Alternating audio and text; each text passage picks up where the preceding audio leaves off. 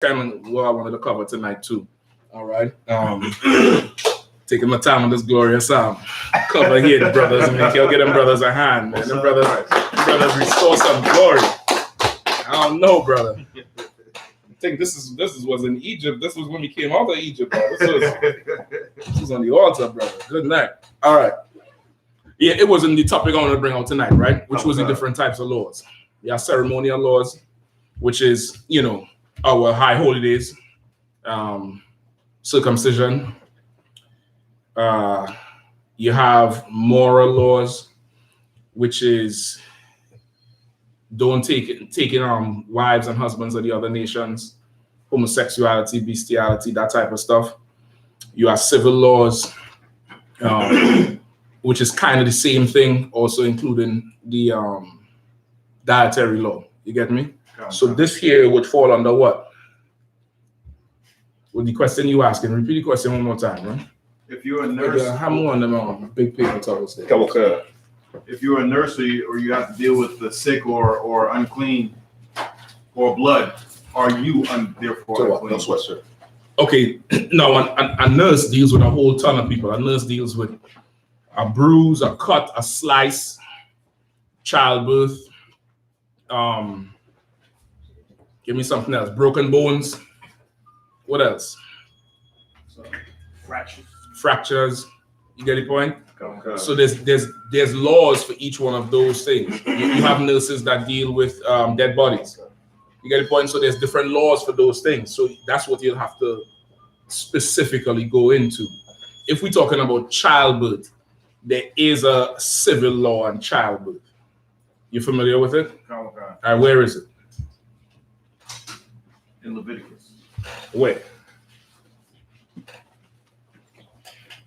Right, it's important to know where these laws are because it'll help you answer your own question, or not necessarily answer your own question, because I don't want you all to get any habit of doing that. Right. But it'll help you get understanding for it, knowing where it is. Leviticus 12. Where brother get that shit from, man? That's a straight code right there. Who get that brother that shit, man? I'd have got shit like that, bro. The white man is the devil, and there's a picture of, I don't know who the hell that's Sonny Carson. That's Sonny Carson there with the arrow pointing to the devil. All right, what we have? Just 15?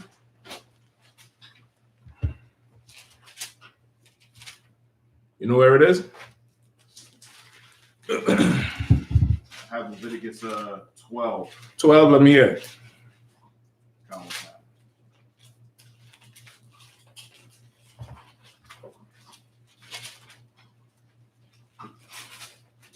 All right. And the Leviticus chapter 12 and 1. And the Lord spake unto Moses, saying, Speak unto the children of Israel, saying, If a woman have conceived seed and born a man child, then she shall be unclean 7 days. Right. According to the days of the separation for her infirmity shall she be unclean. So now, if it's a boy, I will call a man child. If it's a boy, she's going to be unclean the first 7 days, right? So 7 days after his birth, she's unclean. Go ahead. Verse 3. And in the 8th day, the flesh of his foreskin shall be circumcised. Right. On that 8th day, she is temporarily clean again. All right. On that 8th day. All right. Because I can make sure that I just move the table back. So just make sure that is still straight. All right. Go. Solid? Yep, it's the watch. All right, no sweat. So on that 8th day, she's temporarily clean for that specific reason, which is one of our, I would say, ceremonial laws. I'll find out for sure. But that's a ceremony, circumcision, right? It has to be done on the 8th day in the temple by a priest. You get me? So on that 8th day, even though she's still unclean because she's still bleeding, she's allowed to come into the temple on that 8th day to circumcise the child, right? Keep going. Verse 4. And she shall then continue in the blood of her purifying 3 and 30 days. Right. So after that, she's going to continue in the blood of her purifying, meaning that time when she gets clean again, or that time, the remaining time when she's unclean, 33 days. Right. So she was unclean 7 first, then another 33. Right. Go ahead. Okay. she shall touch no hallowed thing. Meaning she shall touch no. What does that mean? There's another way for that. She shall touch no hallowed thing. What does that say? Come on, somebody. I want to say that's something to do with anything doing with the tabernacle or the priests. So what? Give me another word for hallowed. If you don't know it, look it up. If I may, sir. Sacred. Give me another word. Holy. Holy. What does holy mean? Separate. Separate. So now it's giving you an idea of what she'll be unclean from, right, and what she's going to have to stay away from. You understand? The holy things, the separate things, which means what? Does that mean you put out the house and in the dog house like what Oprah did to Stedman? Wow. All right, so what does that mean? Right? She give you a son. What can she and can she not do?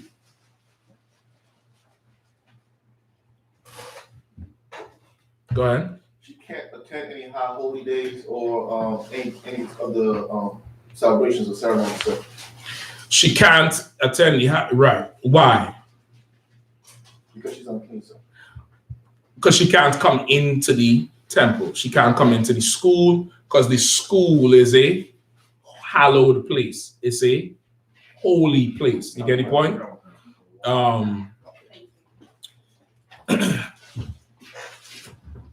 Go ahead. So I was just thinking as you was breaking. You can take this off too. Okay, come. Just so it'll ease up the. I was thinking as you breaking that down. When this woman is giving birth, her handmaids would be there to help her. I think that might be one. Or is it one more? Might be one more. Yeah, you good. Go ahead. So when this woman is giving birth, her handmaids would be there to help her, and they're not unclean. No, right? They're unclean. Are they unclean? They'll be unclean. Go ahead. What about the brother, the priest who circumcised the child? He's not unclean. No, he's not. Okay. That's what we're getting into here. Okay. Why?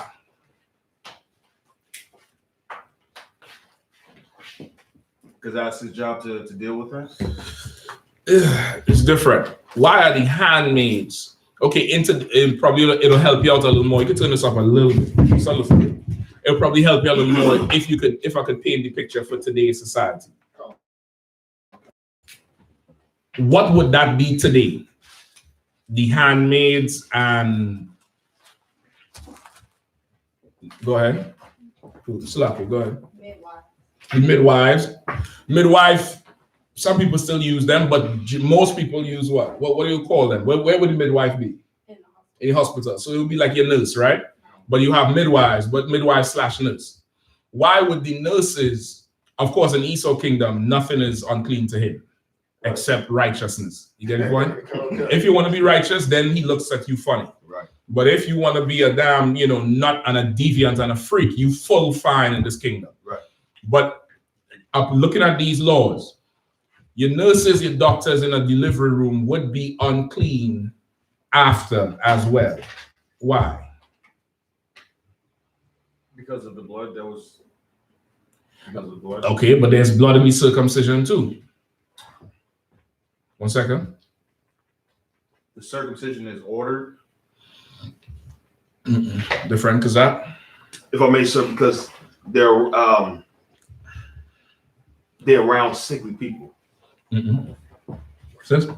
I think it's because it's two different types of blood. It's two different types of blood. Like your menstrual.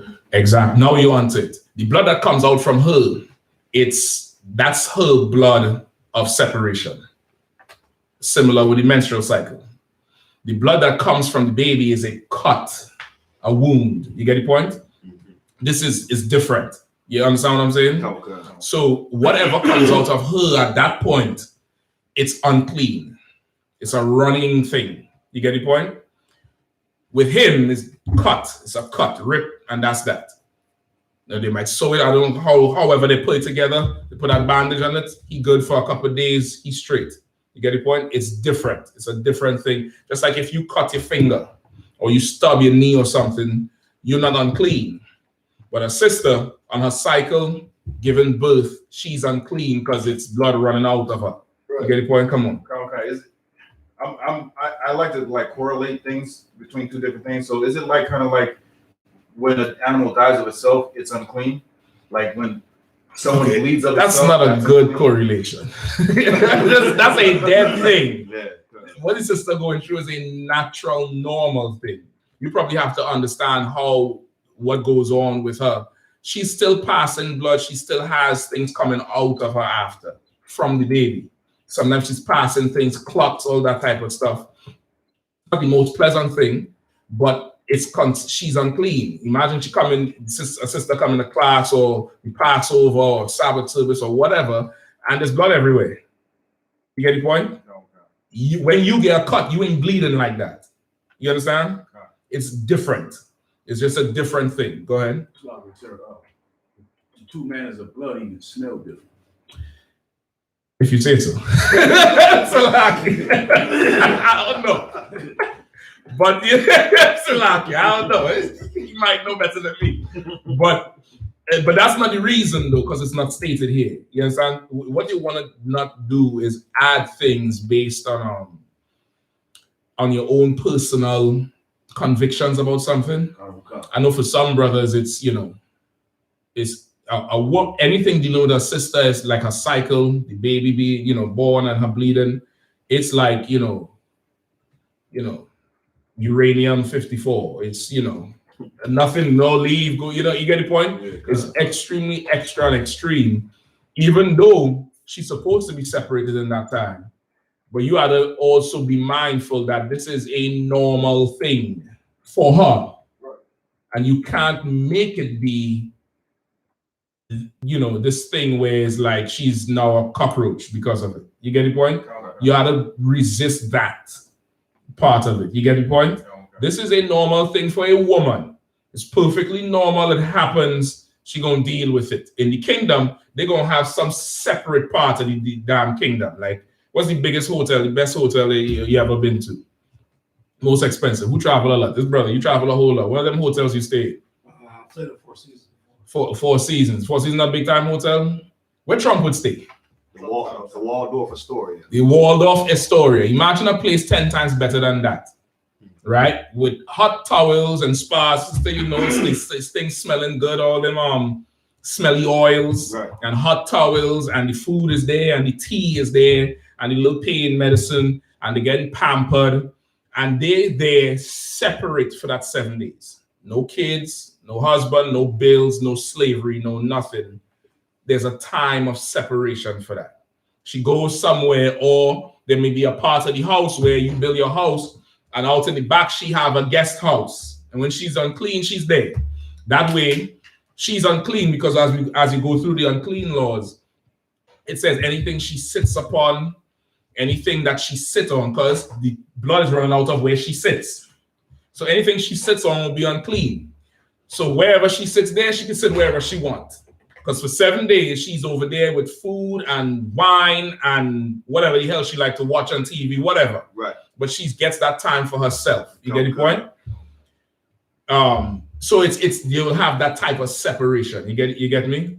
Now, in this society, there's things we do in here to show the Lord we are rehearsing the righteous acts. We understand what's going on. But in captivity, there's certain things that I'm not saying you can't do. You could do it. You just have to get a little bit creative to do it. You get the point? It takes a little bit of effort to serve the Lord in this kingdom. You understand it? It's a little bit it takes a little bit of desire. That's the best way. Zeal. You're gonna have to have it, which is really what you're gonna need for anything you want in this kingdom. Anything you want to have, you're gonna have to have a certain amount of zeal and desire to achieve it. You get the point? Let's think Passover. Passover coming, people coming from the other side of the planet. Right. Think about what their trip is like versus you driving 2 or 3 or 4 hours. Right.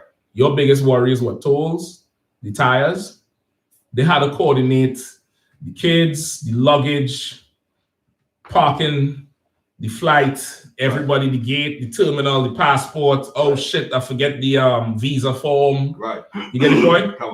But that's enough to make some people say it's too much. But if it's vacation, it's not a problem though. Right. You get the point? So you have to have a certain zeal to want things in this kingdom. And if you want to achieve obeying the Lord and keeping our traditions and our laws and keeping everything holy, you have to find some way to do it. You and her might be in a studio or a 1-bedroom apartment. There ain't no space for her to go. Right? What you gonna do? She unclean. She from PG County, but you're living in Iowa now. It's not like she could, okay, for this 1 week, she goes back to her parents' house, which sometimes might be ideal. Right. The truth with you, she understand. This week you go visit your parents. As far as they know, it's a visit. You get the point? You're coming home for 7 days, and you here, it's fine. It's not necessary. You don't have to do it, but you could do it like that. Right. Another idea. No. Let's say she's that's not possible for you, or she doesn't have her own place where she could go back to. That's not possible. Y'all down in this thing. Y'all working it out. You're in a small little box, right? What you do is you get, this is all UPK. You get a bed sheet, huge bed sheet, not the fitted one. What's the name of the other one you put on top? Unfitted? Yes. Salah. I just say the square one. I'm a little stupid with certain things. I just say the square one. You get the big square sheet, you fold it in half, you wrap it around her from the waist down. All right? It's a barrier. It's like she's sitting on the chair, but she's not sitting on a bare chair. She's sitting on that sheet or that thing. You could give her that particular chair to sit on. Like if she's coming down to watch TV in the living room, wherever, just for these days, you're going to sit on this chair. Nobody else going to sit on it because this is yours. Right. For now, it's anything you touch is unclean. Right. You're not going to make everybody else unclean, but we ain't going to ostracize you for, something that's normal. Right. So she have that sheet, boom. If you and her in your apartment alone, you may not need the sheet. She just sit in that particular chair. You get me? Or you make it go somewhere else. You understand? Like you got to now start to figure out how you could get to keep the law the best way you can and show the law you're trying to do this thing in captivity because this place is not designed for the way the Lord wants it to be. You get me? Right. Come on. So like this, sir. After the period, like when you're talking about with the chair or anything like that, like is there a cleansing you get to do with that thing? It's okay. We will go to that next. Excuse me. We're gonna go to that next. And that's why I say you want to know where certain laws are, right? You want to know where certain laws are so you could go read it, flip back to it after you learn it in class. We're gonna go to that part next. It tells you about the amount of uncleanness. But what you're saying is like somebody in the medical field who is dealing with blood and patients. It depends on the type. If it's a cut from a stab or a gunshot wound, that's random blood. Just like if we were in our kingdom, there would be no giant. You'd have to go kill the chicken yourself. You're not unclean because you're hungry. You get the point? Right. That blood is, different. Right? It's like how you say, how you're correlating it. Yes, but I would not ever explain it like that to somebody because the connotation of this is a dead thing is also correlated to what the woman going through, which is even though she's passing something dead, come on. You get the point. It's just not, if you just be considerate. Yeah, go ahead. All right. Now, as far as the childbirth, for a boy is 40 days. I believe for a girl is 90 or 80 days. Keep reading. Go ahead. No, so like everybody in that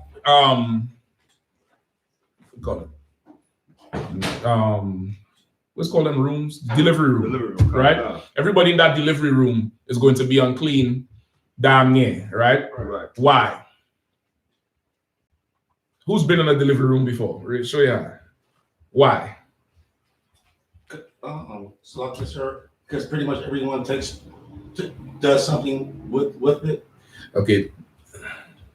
Blood everywhere. There's blood everywhere. There's blood everywhere. There's blood and piss and shit everywhere. If you ever been in a room, delivery room, there's blood everywhere. I took myself in there one time.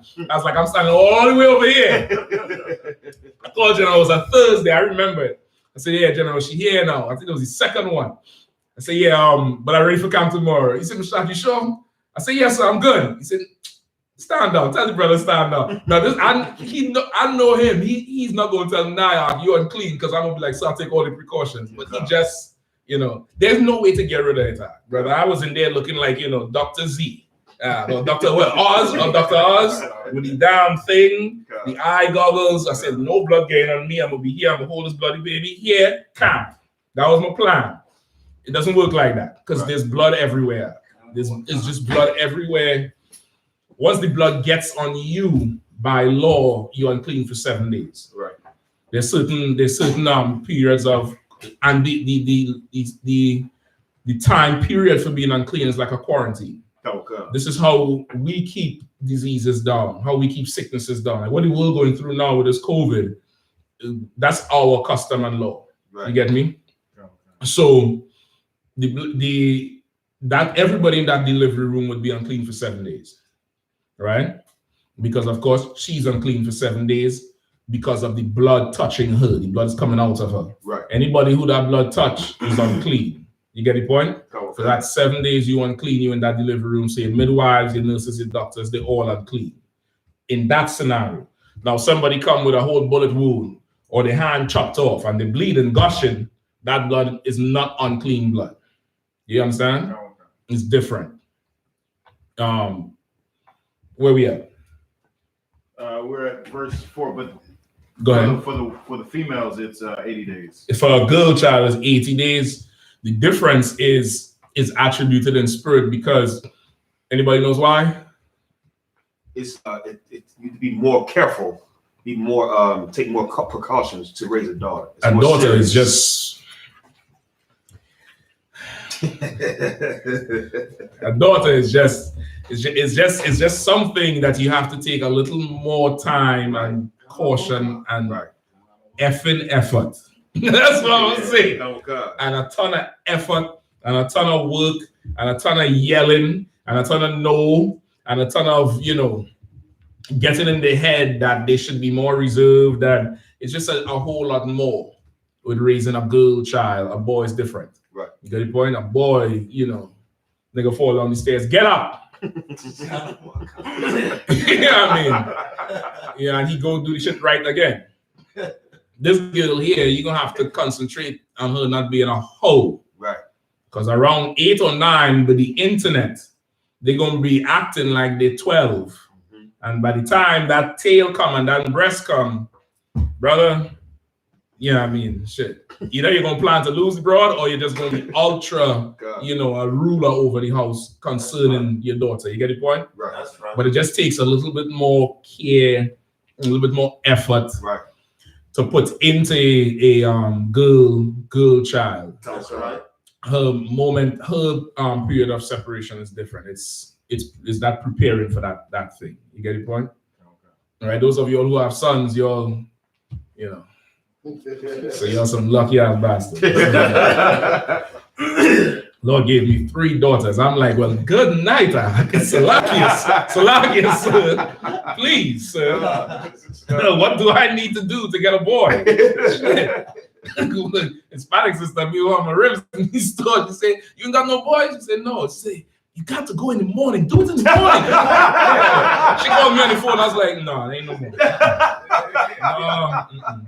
Do it in the morning. What? I get one more girl. Like, I'm gonna hang my nuts up like them basketball jerseys. I'm gonna retire the rafters. Like this thing is done. I'm done. I get one more, brother. Y'all gonna see. Y'all gonna come in here. I'm gonna be looking at y'all dead in the face. Like, what happened to that? He ain't never been the same since I'm all right. I'm good at it. I'm good. Which means I have to go through 3 whole vettings of a marriage. Right. 3 whole periods of making them, 3 whole moments in time of making sure they don't go the whole route. Right. Brother, y'all make sure and pray for me. I'm trying to tell you. I'd rather put them in a suitcase and put them at the bottom of the Anacostia than they swing from a pole. I'm telling you straight up. Right, God. You know what I mean? That's me personally. I don't nobody do that. Me personally, brother. You know what I mean? Who are they handling? So like I said, could you use for the time difference for the girl child, could you use Ecclesiasticus chapter 25, verse 24? Definitely. There's another one you could use too. Go ahead. God. Of the woman came the beginning of sin, and through her we all die. That's a good one, but if you're trying to fish and understand make somebody understand that that's not good, Okay. because the argument will come that you're there's a word they call it, misogynistic. Them old teppy ass niggas. Yeah, Like to tell you misogynistic, right? Which means you're gonna have to defend that now. Right. There's a better one. Look up "Hast thou daughters." It's in the Apocrypha as well. "Hast thou daughters take a care over their body, bend their head down when they're young. Right. Do not show yourself cheerful towards them." Right. That's the beginning is "Hast thou daughters." Anybody know what it is? You found it? Go ahead, read it. Ecclesiasticus chapter 7, verse 24. Hast thou daughters? Right. So they're asking, "Hast thou daughters?" Go ahead. Have a care of their body. Have a care of their bodies. That's the first thing.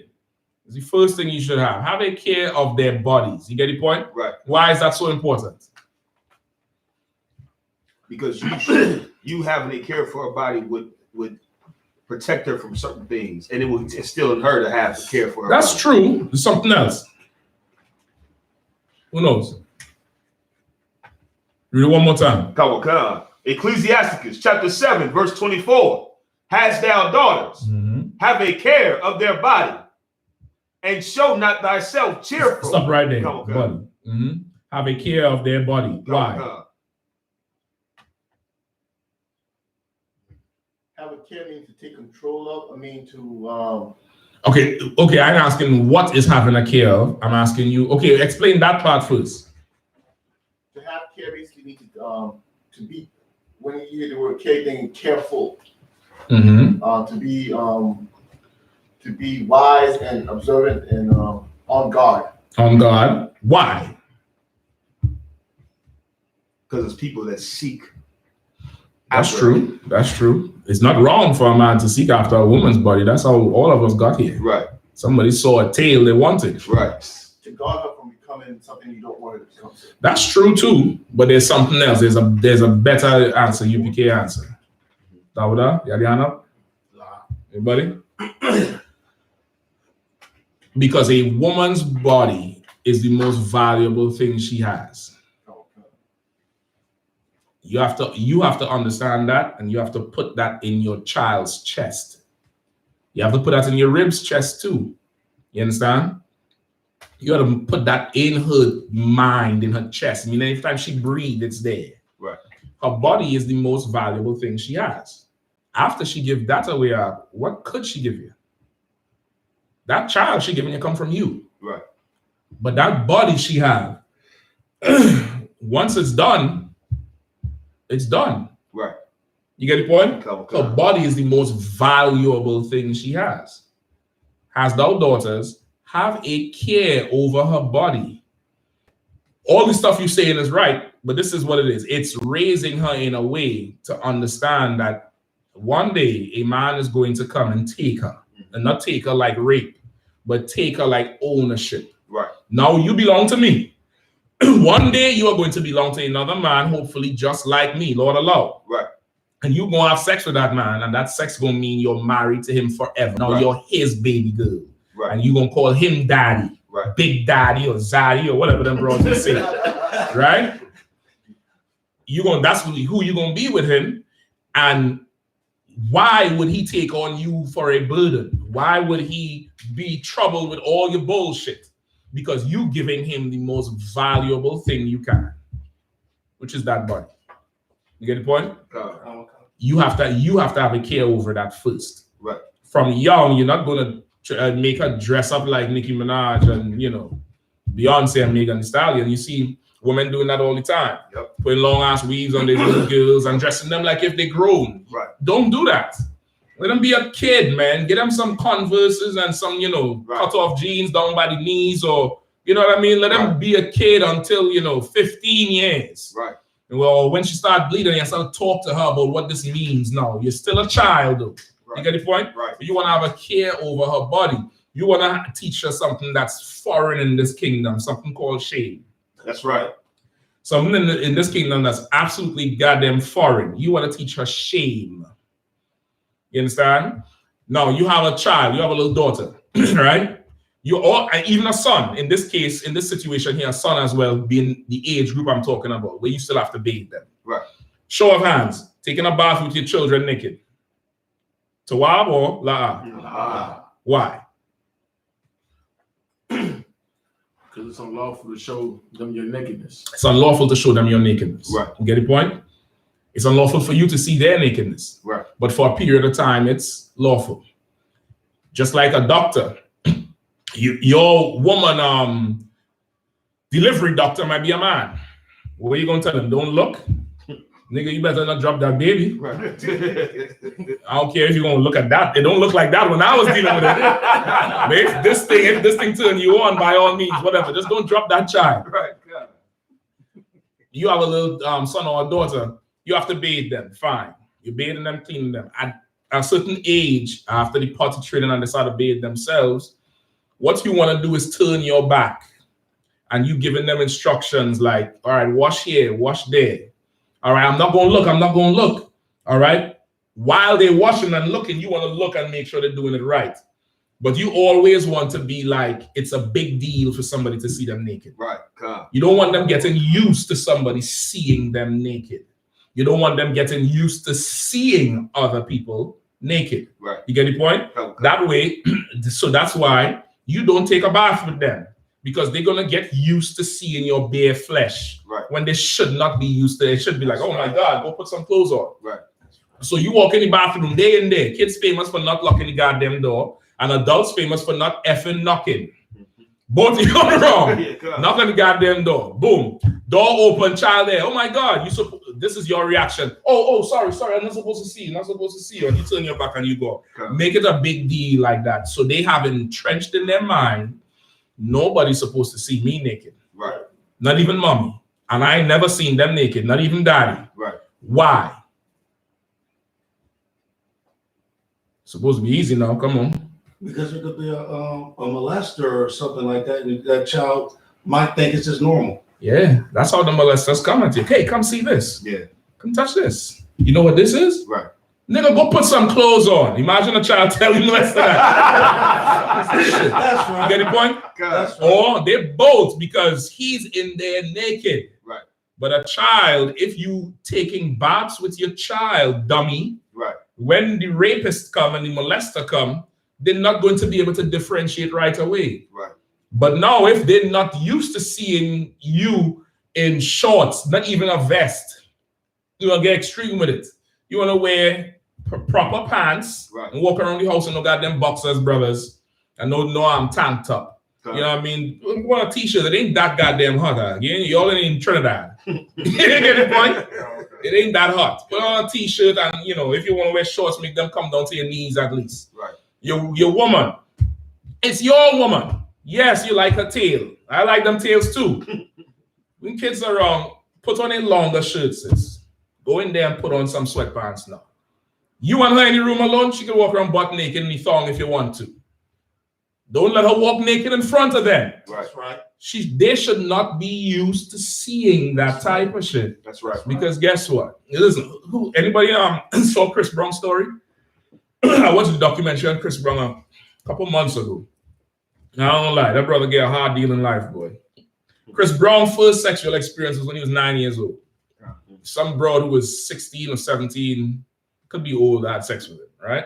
And of course, he in his mind thinking it's normal. He's the man. Right. When that boy was molested and raped. Right. Now you see why he died. His hair looking like Amber Rose. Right. God. You understand? Walk around thinking that's normal. That ain't shit. That shit ain't normal. Right. You sexualized too young.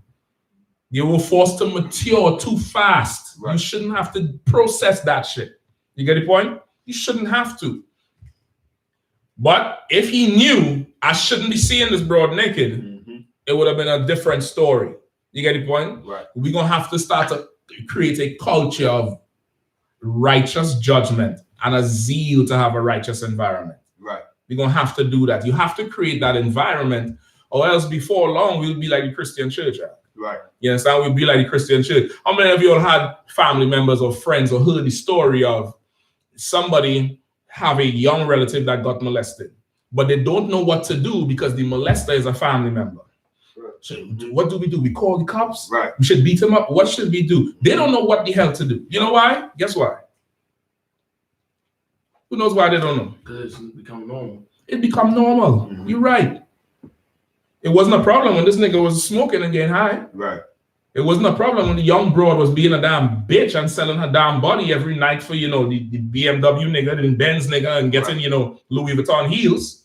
You all didn't have no judgment then. Right. And the Christian church says what? Don't judge me. Right. Only God know my heart. But God knows the rest of the heart too. Right. Don't judge him. Don't judge him. That little girl had to eat that. That little boy, put some ice on that shit. You ever notice that when that happens in a Christian family, they don't know what should, I don't want to involve the police because what? Nigga, I'm calling the cops for him. I'm calling the cops for me because I'm going to kill him. Yes, you understand that? Right. I'm calling the cops so he gets a cut and 3 meals a day and gets his day in court. Because if I have to deal with it, he is going in the ground. Right. And I'm making that perfectly clear. That's right. Because I have a kid, I have 3 bodies right now that I know about. That I have to care over. You understand? Right. And I'm not going to be 70 years old and she break down when she 30 something or 20 something or whatever age talking about this one molester and why I didn't do nothing. I can't take that in the age. I can't take it now. Right. Imagine an age, I'll damn shoot myself. I'd rather put him in the ground, no problem. And I know murder is wrong, right? Right. That would be murder, even though it's righteous judgment. I don't have the power to execute that type of judgment. You get the point? This is not vigilante justice in the Bible. Right. A rapist and a murderer must be punishable by death. He still needs to be tried by the priests. Right. We don't have power to try him, so you hand him over. That's in the Bible too. Give me hold where you at. Give me deliver such an one to Satan. Deliver to Satan. 1 Corinthians 5:5. Quickly.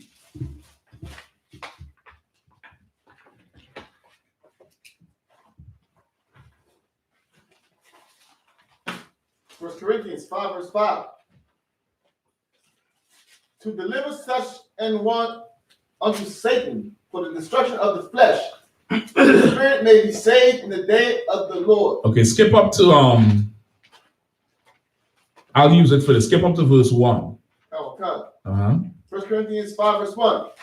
It is reported commonly that there is fornication among you, and such fornication as is not so much as named among the Gentiles. Right? Anybody know what fornication is? By law? Is that unlawful sex? Unlawful sex. That's the best definition for you. Right. Unlawful sex. There's lawful sex, there's unlawful sex. There's a lawful drink, there's unlawful drink, there's lawful food, there's unlawful food, there's lawful women, there's unlawful women. Right. So my sister, there's lawful men, there's unlawful men, there's unlawful pants, there's unlawful shoes, there's unlawful shirts, there's unlawful everything. Right. You get the point? You want to live your life like that, it'll just help you more. You get the point? So he's hearing, this is Paul writing to the school in Corinth, and he's hearing that they have, he getting reports that there's fornication amongst them, some unlawful sex that's going on, which is what child molestation is. Right. Right? Go ahead. And he's saying unlawful sex, that's not even heard among the Gentiles. And Paul said, I am an apostle of the Gentiles, meaning as he going amongst these heathens to get the Israelites living among them, he is hearing the practices of the heathens. And what he hearing going on in this school in Corinth is worse than what he hearing outside. Right. You get the point? Just think Eddie Long. Just think Eddie Long. Right.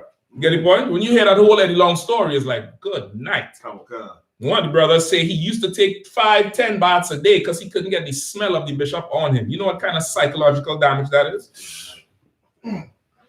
That is psychological damage, brother. No matter what kind of soap he used, he's smelling this man on top of him. Salaki. And you don't know what to do with a report like that? Right. Anybody who knows, I'm giving y'all PSA. Don't come tell me. Don't come tell me. I'll dig your grave or choose your cell. Right. But I'm doing something about it. Right. That's how I was raised. You get the point? Okay. Keep reading. Fornication as is not so much as named among the Gentiles. Go ahead. That one should have his father's wife. Right? The one that was going on in the school was that this son was having sex with one of his father's ribs. Not his mother, but his father's rib, right? jealousy for power, those things tend to happen. It's not normal, but you hear about things like that. That's what Reuben did to Jacob. You hear those things happening. That's what one of David's sons did. There was David on his deathbed when he was old. He had a very young wife, right?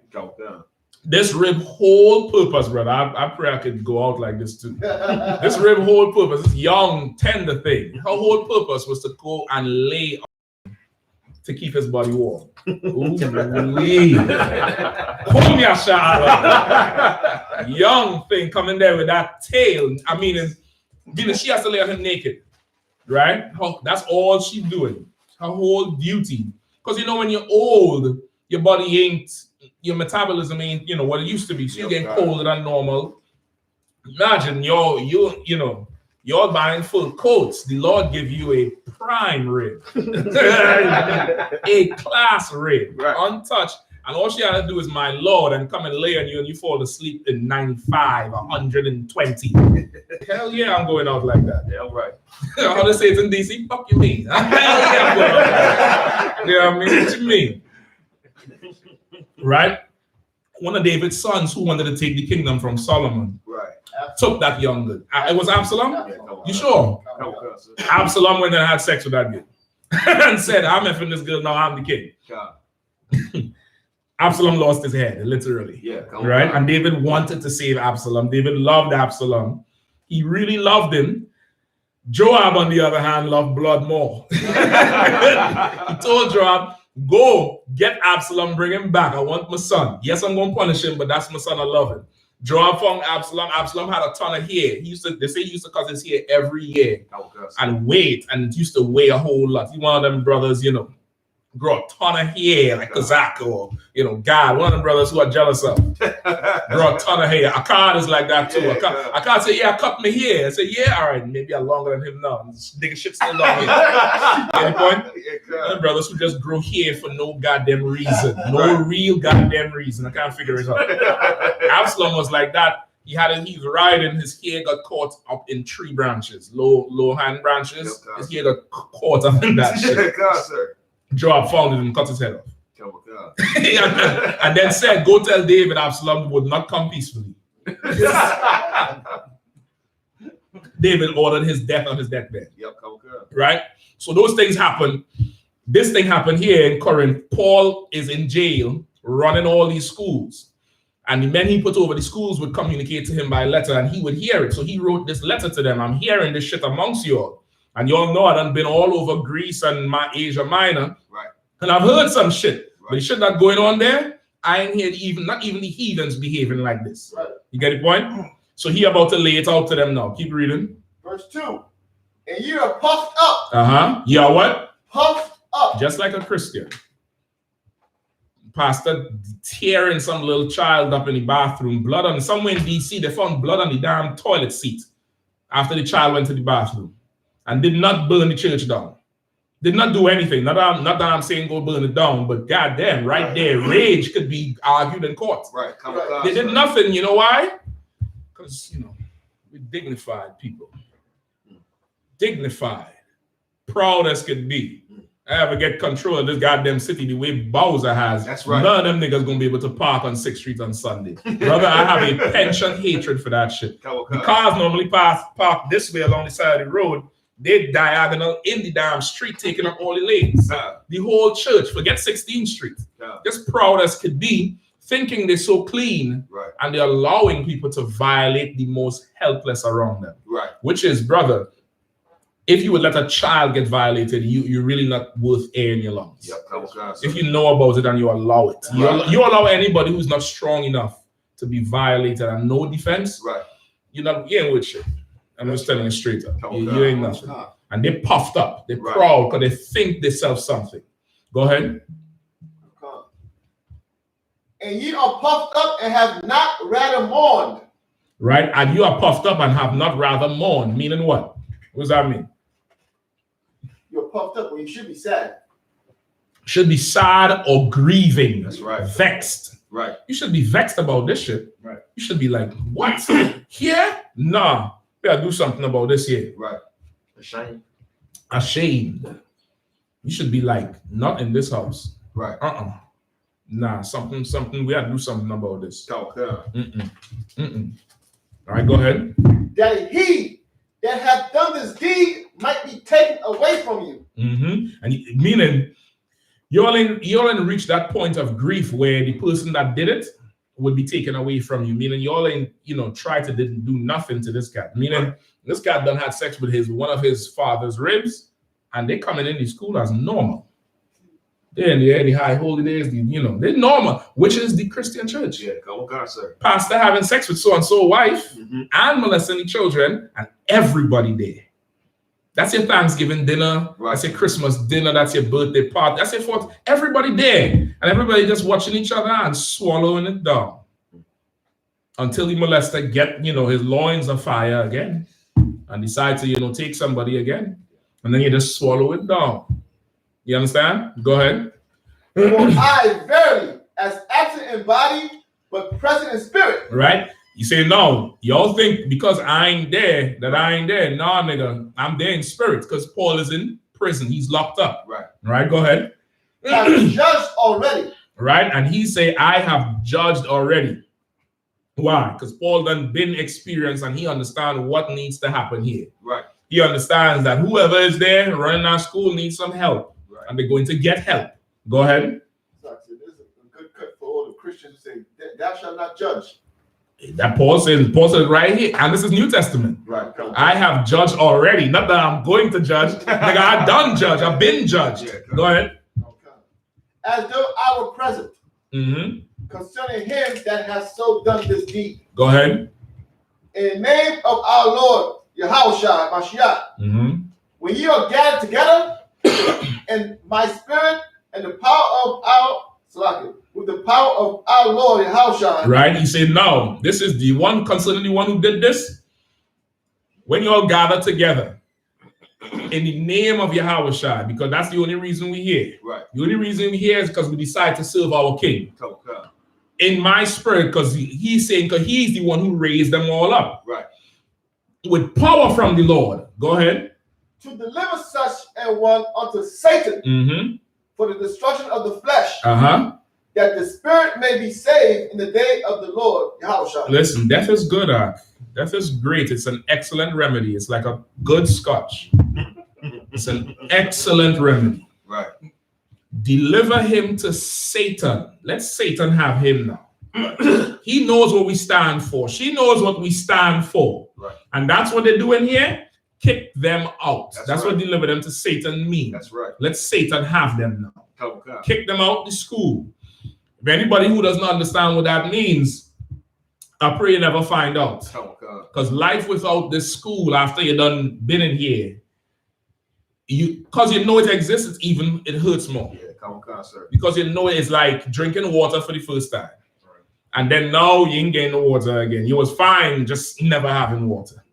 It's just worse now. Right. You kick them out, they have no guidance, no support system, no nothing. And now Satan can have them for the destruction of the flesh. Because what is Paul saying should happen to them? You should die. That they should die. Right. Don't worry about their flesh. I'm concerned about saving your souls. That's what Christians say, right? Right? You want to save your soul? No problem. And this is saving his soul while I slit his throat. Right. And put him in that hole in the ground. I'm saving his spirit. I'm doing him a favor. I'm doing him a solid. What you want? I'm doing him a solid. Deliver him to Satan so his flesh could be destroyed and his spirit don't be saved. Maybe he'll come back into a kingdom and he gets to see a child molester or a rapist get stoned to death. You all know I'm from the islands, brother. I don't know how much blatant violence you all see.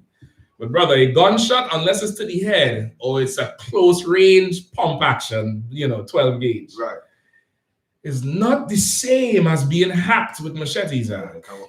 It's not. It's a horrific thing, It's a horrific thing to see somebody. I had a cousin, brother. Ooh, wait.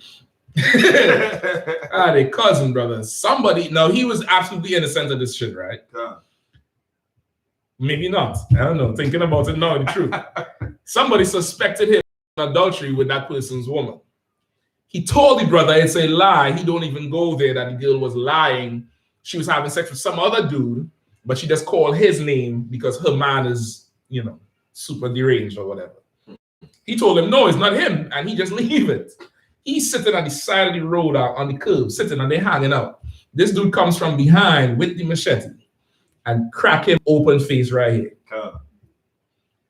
He said he felt the head because everybody looking like, yo, because we're looking for, you know, the head to fall off.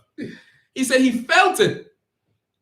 And like he grits, he gnashed his teeth. Yeah, brother, and that shit opened back and you saw all the white meat. Brothers, I'm telling you, I saw grown men get up and run and scream.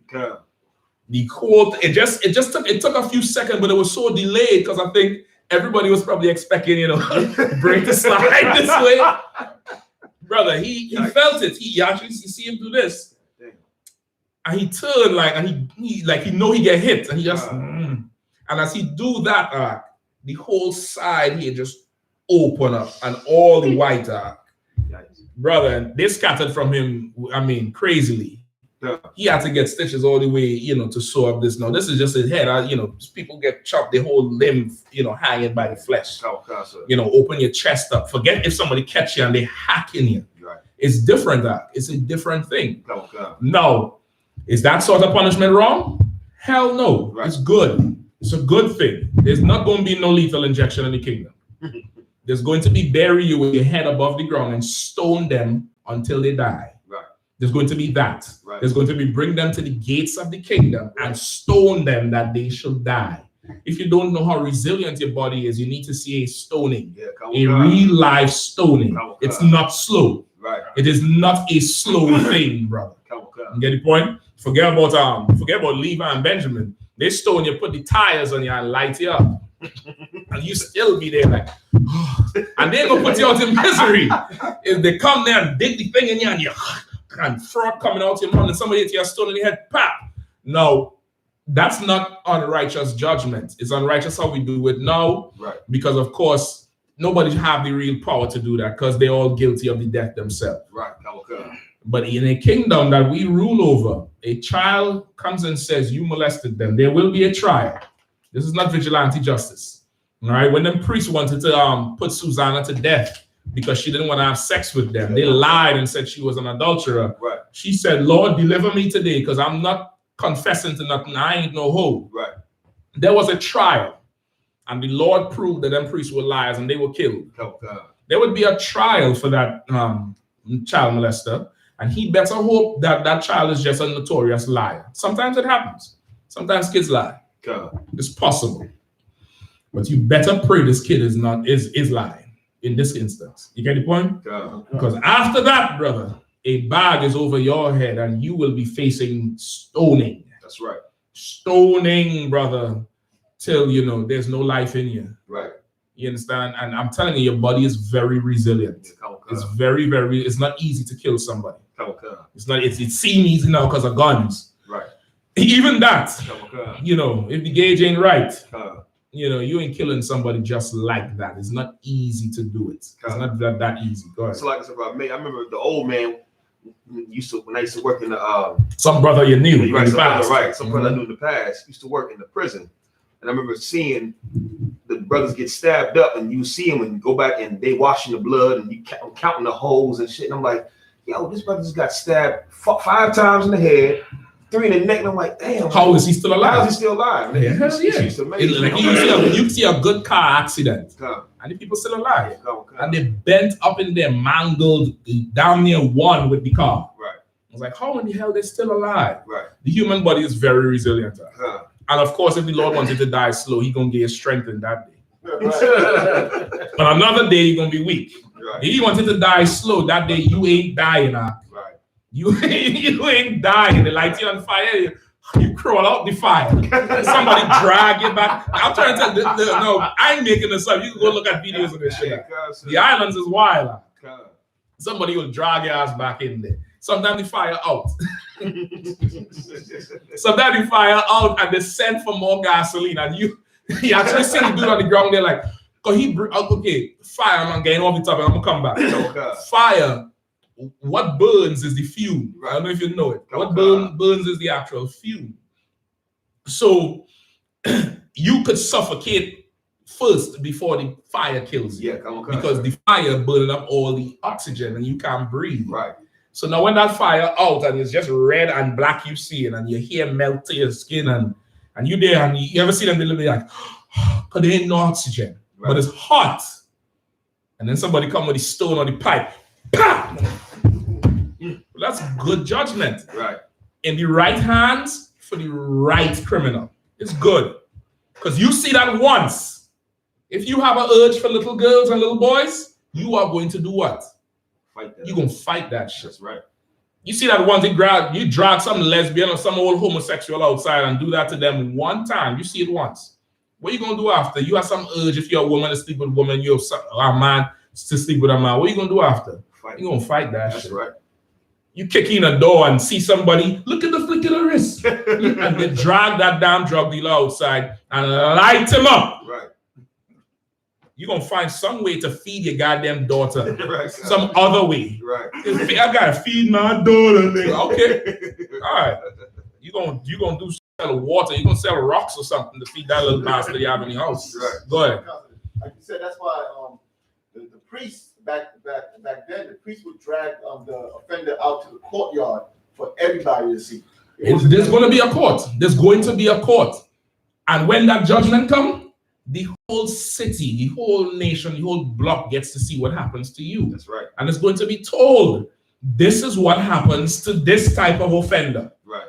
This woman was caught in adultery. She's a slut. This man is an adulterer. This man is a rapist. He's a drug dealer. This person was a homosexual. This person was a child molester. He molested this child. We did the investigation. We found out to be true. The Lord said it. Done. Every who has stones. You all ready? Good. And don't run. Right. Don't run. Sometimes they bury you in the ground. There's some of them bury them up. Your head above the ground. And brother, you had a... I don't know. I never want to experience. Yeah. Imagine you see and you can't run. What you gonna do? You're ducking. That shit ain't saving you, nigga. That shit ain't saving you. You're going to die. Now that happens once. You're not gonna have the courage to. You're not gonna have the courage to give into your flesh anymore. It takes a certain amount of courage to give into your flesh. Right. You understand? It takes courage. Just think about for a brother or a sister. You see somebody you like. Is it easy just to walk up to them? It gets easy after practice, but it takes a little bit of courage to be like, damn, how am I going to talk to her, man? She's bad. Meanwhile, y'all don't know, them sisters be deathly terrified as you walking up like, damn, he coming. What I'm going to do? What I'm going to do? And then they hit you with the silent thing and you be like, oh, she proud. No, bitch scared. Yeah, I mean, you have a right where you want her. But you have to fight you have to get courage to give into your flesh. You want to go talk to her. Oh, God. This kingdom gives you courage to give into your sinful flesh. Oh, God, sir. Like you don't think twice about getting high, about being a drug dealer, about being a slut, about being an adulterer if you're a brother, climbing in every other man's bedroom window, having sex with it. You fully courageous to do that. Right. Seeing what happens to them will make you be like, nah, I can't do it. You know what's a good example? Brothers don't shoot cops. Nah, lie, sir. Brothers don't shoot KKK. They don't shoot white people. Nope. Why? That we made an example of. You've seen what happens to the last brother that did it. That's right. Everybody remember Christopher Dorner. You know Christopher Dorner? Remember Christopher Dorner, the brother from Los Angeles? Yep. The former Navy SEAL? He was lighting them devils up, sniping them. Right? Huh? The LAPD cop, but he was a former SWAT commander. So he was no regular cop. This nigga was lighting you up. He killed the lawyer, he killed his broad. His broad was I think the district attorney daughter. She was a lawyer. He was lighting their ass up because the same racist cops who he backed up on the street, beating black people, turned on him and started doing shit to him. And he was like, you're too racist. He started killing them. He went to the cabin and was surrendering. What did white people say? He said he was shooting back and then they fired on the tape, they said. I'm not sure what they said on tape, but I know what they did. What did they do? they locked him in the cabin so he couldn't get out and set the bitch on fire. And on the tape, he said, let it burn. The officer who was there, go watch the tape. Come on, Johnny, how did I good tape and I'm going to find it and post it. The officer who was there, He said, hold your fire, meaning don't kill him. Yeah. Let him burn. And then they shot whatever to light the damn cabin. It's a log cabin. Right. And they wanted him to burn to death. Right. Now, brothers know the street code. No, don't kill them cops. You're going to bring the heat here. But you can kill Pookie and Ray Ray, though. Right. Ain't no heat for that. Because why? This system teaches you to be courageous for evil. Right. But not the right thing. Right. Not saying that it's right to go kill no cops. I ain't saying that. Let the Lord deal with that. COVID is handling that for us right now. Right. But you get my point. Right. Like I'm using it to show you the reinforcement of righteous judgment. It reinforces something in you. Oh, don't do that. Right. I'm not going to do that to them. You get the point? Okay. And that could be happening in the kingdom. How you stop child molestation and pedophilia? You get the child molester and you rip him to shreds right there. That's right. You peel his skin off in front of everybody while he alive. That's right. You break his, ribs up. You do something so everybody knows this is not tolerated. Okay. That child sees what happened to the person that did something to them. And this nigga, he ain't around to molest nobody else's child. It's a win-win situation, y'all. Okay. Everybody wins. Right. And he gets to come back, his spirit gets saved. Okay. What you want? That's righteous. That's good. You Okay. get the point? Also, to the point you just said, the child gets to see it. Meaning that when a child sees that there was justice served, then he or she has value again. But Exactly. no justice, Exactly. then he has no value. Seeing that for that victim, it lets them know, wow, all this because of what happened to me, Right. then this is important. Now I can value this again. But when there's no justice, now, you have strip clubs. Right. Now you have, you have the hoes walking the strip. Now you have homosexuals and faggots and freaks. Because now they have to accept the violation. And they don't have to become one with it because this shit means nothing. So let's go back to Ecclesiasticus. We was reading, Hast thou daughters? Okay. Read. Ecclesiasticus chapter 7, verse 24. Hast thou daughters, have a care of their body, and show not thyself cheerful toward them. Right, have a care for their body. So that's what we just covered, right? Right. You having a care for their body. Hast thou daughters, this does not only apply to your physical daughters. You all might be one day in charge of a school or a zone. You're going to have sisters coming to school. It's the same thing. Right. That's why we have a 6-month rule in here that's, brother, you're not getting away with breaking that shit up. That's right. You're going to be dealt with severely. That's because right. this is not the Christian church. We don't allow the whoredom in here. That's right. You get the point? Yeah, I'm right. Your rib, you consider that like a daughter that you got from this brother, and you're going to take care of her. You have a care for her body the same way. It's a little bit different for her. She's an adult. The most thing you have to worry about her is, of course, her falling into being a damn slut and dressing like an idiot, or her having a fear of an attacker who is a rapist. Your rib cannot be fearful of that. She Right. has to be fearful of surviving that and dealing with you after. Meaning this. Somebody come to rape your woman, Lord forbid twice and 3 times. But you have to have in her head, and she has to have in her head, this nigga is going to rape a corpse. If I have to lose my 2 eyes, my nose, my teeth, he's not raping me alive. Right. I'm going to scream, kick, fight, bite, scratch, run, swing hard as shit with no fear. Right. I don't give a rat's behind if you break your jaw, if you break your elbow. Right. Do not try to save your life. Right. Sisters, you all listen to this. There's no way you are going to be the same after an assault. Right. You're not going to be the same. You can't live like that. It's going to change you, and you're going to want to kill yourself. Right. So if you're going to want to kill yourself, you're going to get depressed to commit suicide. Why not die there? Right. If you're going to die, Yeah, come. just die there. We'll bury you. We'll give you the greatest send-off ever. I'll name one of my other daughters after you. Right. But you're not allowed to give yourself to that filthy bastard. Come. Make him have to take your life. Or just make it so hard, he gives up and runs away. That coward punk. Right. You get the point? Come. Make it so hard, he gives up and runs away. But you are never to be like, okay. Just don't kill me. If that comes out your mouth, you're Christian. And then really, you kind of, I ain't want to say it, but you kind of, whatever happens to you, then, sweat. You still come to try to counsel you out of it. But it's better he kills you there. Right. It's better. It is absolutely better. The Lord will honor it. Right. The Lord will honor it. We're going to find him, and something going to happen to him. We're going to find him anyway. Whether you live or you die, it's going to be found. I'm telling you straight up. Listen, I've seen absolute miracles happen in this school. Sidebar, and give you all a little story.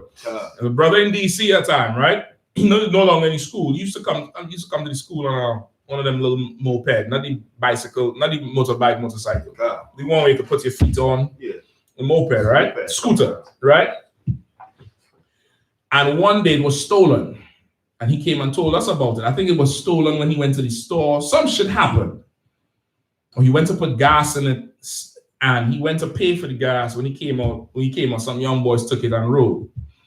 Brother, we told Jeremy Hyman that. He's like, that had to get answered. So I'm like probably 500. I'm like, well, how we gonna answer this shit? It's DC. That shit could be anywhere.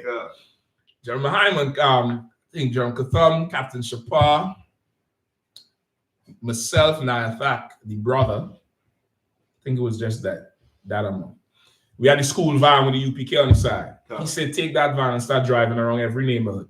If you don't find it today, going back out tomorrow. So we break DC down in grids going now. Brother, I ain't gonna tell you where we found it though. So, but we hit this one neighborhood, right? And we driving through, and somebody was giving directions. The driver was gonna go left. The brother was saying go right. So the driver turned left. So as he made the wrong turn, I think Katham told him, nah, we going right. So as he's backing up in the alley, brother, he turned back up in the alley. We trying to go forward. Our brother came out and he's like, listen, man, I don't want no problems with you all. I know who you all are. It was stupid to do it. And weekly back out. Say, we didn't know he was with y'all. We don't want no issue. I told Jeremy Hyman that I'm hype on the phone. He's like, yeah, that's what's gonna happen. I'm like, well, listen, from this day on, I'm following orders. You tell me dive to the bottom of, the Potomac. I'm gonna find something. I'm going. I'm there now. I'm seeing absolute straight up miracles happen in this school. Right. And whoever violate one of these little ones, would be better that a millstone hang upon them. That's right. Like the Lord has his hand in here. And if you're doubting, just stay tuned. You'll find out. Right. Just hope you're not the example. Right. But you'll find out. You know what I mean? Go ahead. Okay, so in that case, when you're talking about like if your rib does get sexually assaulted by somebody, so as her husband, what should you do then if she doesn't die, if she survives it? You get counsel. You come and get counsel. But okay, what I'm telling you now is that's why I say you have to look at your ribs as daughters. That's right. You have to raise them the same way. Right. You have to raise them. You have to teach them. You have to culture into them, because this world makes everybody weak, including women. Right. You have to culture into them, but just go die.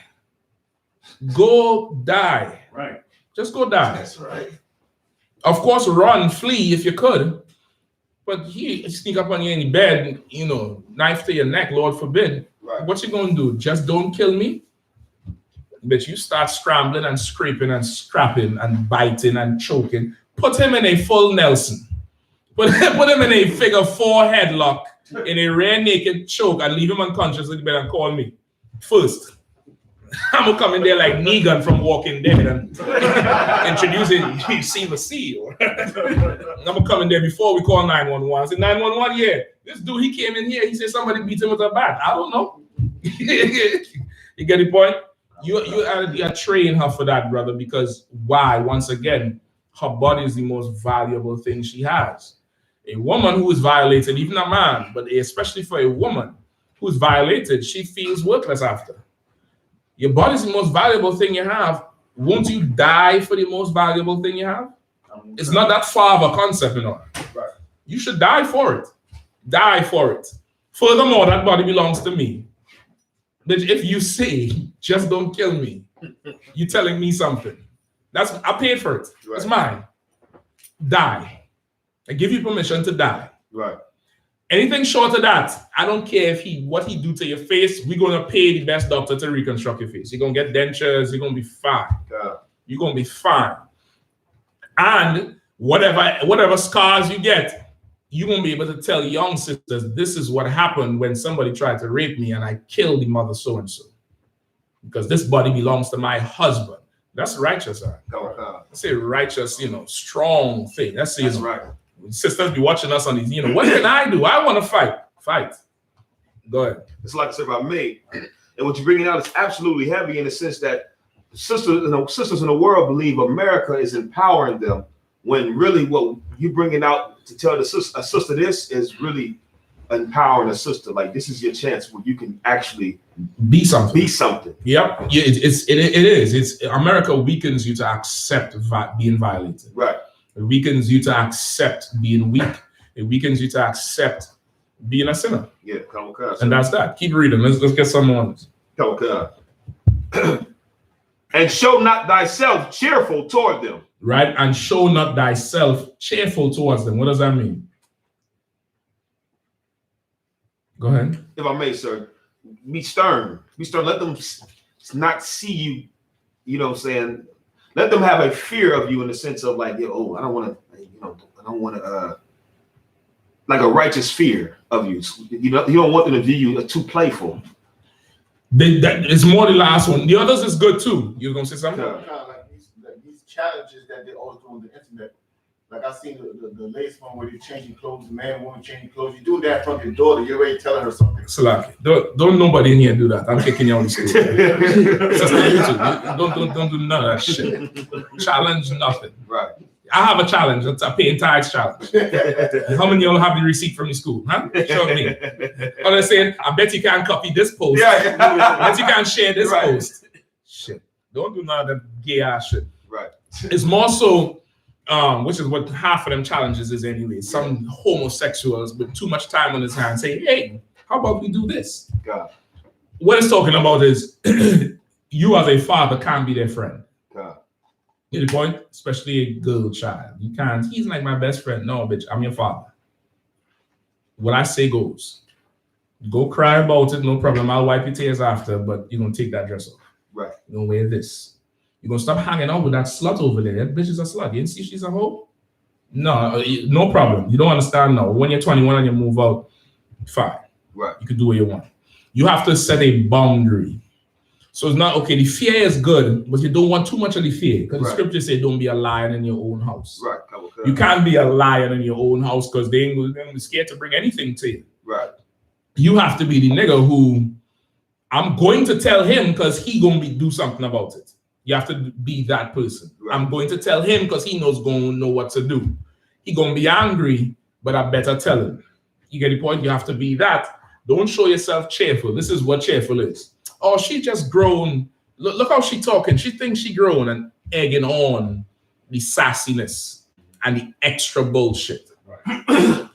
Bend the tree when it's young. It's easier. Right. You get the point? It's easier to bend a tree and make it grow how you want when it's young. Right. When that thing doesn't get, a big old 30-year-old oak tree, you can't do shit. Right. But when that shoot is young and flexible, you could bend it, you could tie it a certain way, and it's going to grow like an L later on. You get the point? You want to do that with that child, with that girl child especially. You want to take away the praise that this world gives for when, look at her, acting like she grown, talking grown. What? Talking grown? What she say? What she say? Where you learn that from? Who you hear saying that? Have you ever heard me say that? Right. Why you say that? Right. Make them explain themselves. Make them, why you say, oh, so she said this, and why you say that back? I don't know. How you mean you don't know? So if I just punch you in your head right now, you'll ask me what? Why you do that, right? And I'll say, I don't know. See how stupid that was? Right. That was a stupid thing. Right. You shouldn't have said that. Right. You could train them. You could educate them, raise them up. Don't show yourself cheerful towards them, meaning don't be their friend, nigga. Right. That's what Esau is telling you. Be a friend to your children. Why? So you can be a school shooter like you little dirty bastard? No, I don't want my kids to be school shooters. Right. I'll train my kids to shoot the school shooter, but I don't want them to be the school shooter. You get the point? Right. Keep reading. Verse 25. Marry thy daughter, and so shalt thou have. Marry thy daughter. Say it again, sir. Where you at? Ecclesiasticus 7:25, sir. Go ahead. I want to make sure you didn't skip over something. Go ahead, keep reading. Marry thy daughter, and so shalt thou have performed a weighty matter. right? Marry thy daughter, and so thou hast performed a weighty manner. What does that say? Or If you keep your daughter righteous, you marry her off, you've accomplished something heavy in terms of something difficult that most today obviously do not accomplish. it's not today. It's not. Who's here tonight? It's not. Value. It's not valued. Right. A marriage today is not valued. That's why there's so many of them. Right. Some bros say, "Oh, I've been married 4 times, nigga. You can't control me. What makes you different?" Bitch, what makes you different? You regular. God damn. You is regular as they come. Right. You know how hard it is to take a walk outside, see what's going on out there. Real quick. You know how hard it is to find it? Just make sure they ain't messing with no car. All right. You know how hard it is to find. No, I've never been married, never had kids. Right.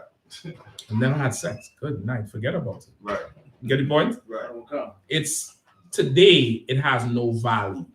All right. It has no value, but it's telling you here, you performed a weighty matter. You did something very valuable to raise this girl up to the point where you can confidently give her to a brother. Right. And okay, you raise a daughter up. If you're just the fact that you're raising her, you're gonna know if she's worth anything or not. Come on. You know, and some kids, just, it is what it is. This broad here, something wrong with her. She self-willed, she ain't listening, she own wish. No matter what I do, you do what the hell she want, brother. Now I'm telling you straight up. I know you like her physically, but I'm telling you, brother, you probably want to pass on her. But you, her father, you saying that? Yeah, I want to teach her a lesson. She wants you too, but pass on her. Go get somebody else. You understand? But if you want her, I'll give it to her.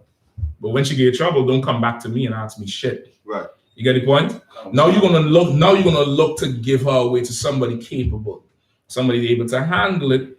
You perform their weighty matters. That's it's like selling a car, selling a house, selling something that's value. You get the point? Okay. You perform their weighty matter. Where's bow her head? Where is that?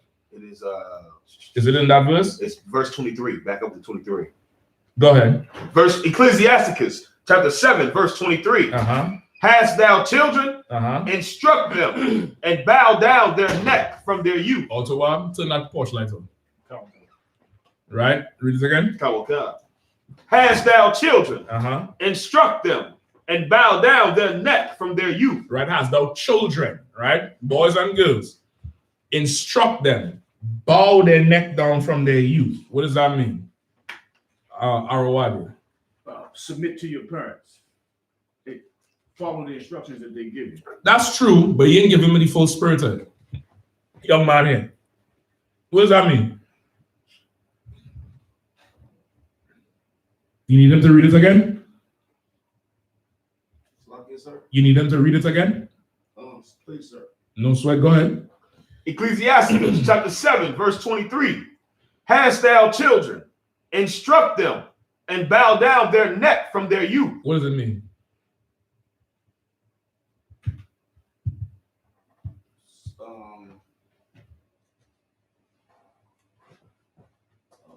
No sweat.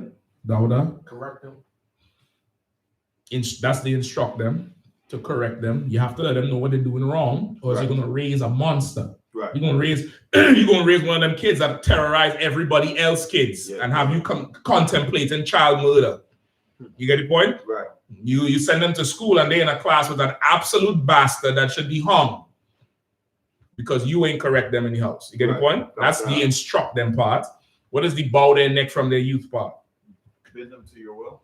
Oh Lord, because you like the Gestapo in this bitch. It's like yield to my will. You like Thanos in this bitch. Yield. You can say it a little different. Come on, because submit, make them submit. A little different spirit.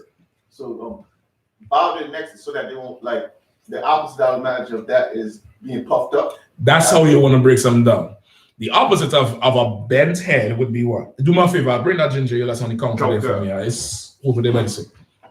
The opposite of being down like this would be their head up. What's the spirit of somebody whose head is up? Puffed up or arrogant? Proud, arrogant. You remember Isaiah walking forward with stretched forth necks? Right? It's proud. Somebody who's proud. You can toss this in the can. Okay. Right? Somebody who is proud, arrogant, full of pride, think they know it all. Versus somebody who is humble. Humble. You're going to teach them to be humble. You're going to teach them humility. Why? Because kids are, this might be a question for the people who have kids. Kids are disobedient. I wouldn't say that. I wouldn't say disobedient. They learn disobedience. Impressionable. They're impressionable. That's where the disobedience come from. Untamed. You want it. Careless. You want it more. I'm trying to get the word. There's a word for it. Uncivilized. You're all, they're mean. Kids are just naturally mean. And whoever's the biggest kid or the most proud one is going to bully everybody else. You get the point?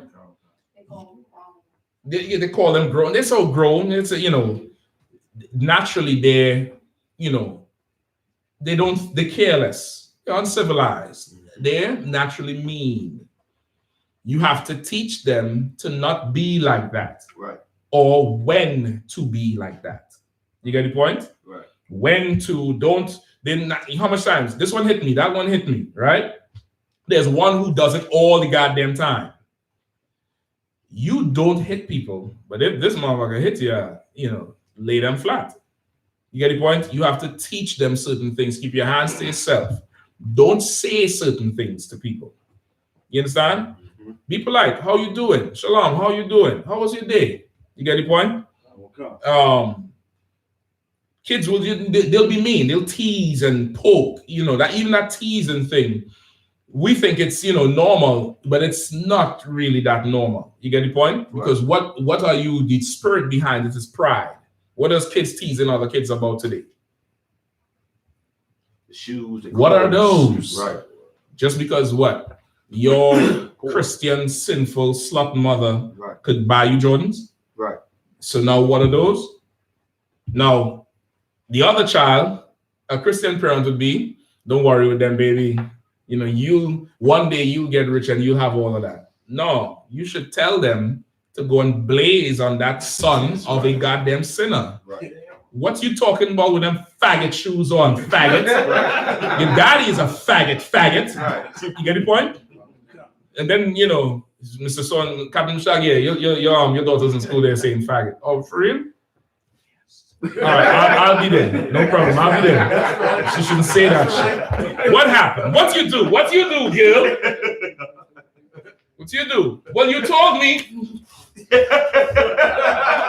I don't know what's wrong with her, but I'll handle this in the house. But there's a way you teach them to be humble. You teach them to be, civilized. You teach them to be an Israelite. Teach them to have class, which is missing from this society. That's right. Having class. Having say shalom to everybody and how you doing and excuse me and please and thank you. You get me? Right. Not I want those, mommy. I want them Jordans. No, you can't get them. And start to make a ton of goddamn noise. You get the point? Like you want to teach them to be humble. You teach them humility. Right. You teach them brotherhood. You teach them obedience. You don't teach them that young. Right. You don't teach them strength. It takes strength to do this. Versus, I think I know it all. I'm better than everybody else. I'm the one. Yeah, the rest of y'all ain't shit. It takes strength to be like, these are my brothers and sisters. You get the point? It takes strength to do that. It takes strength to take low. Right. It takes strength to go through the right channels about doing things. Because kids, with an offense, what's the first thing they do? Swing. Right.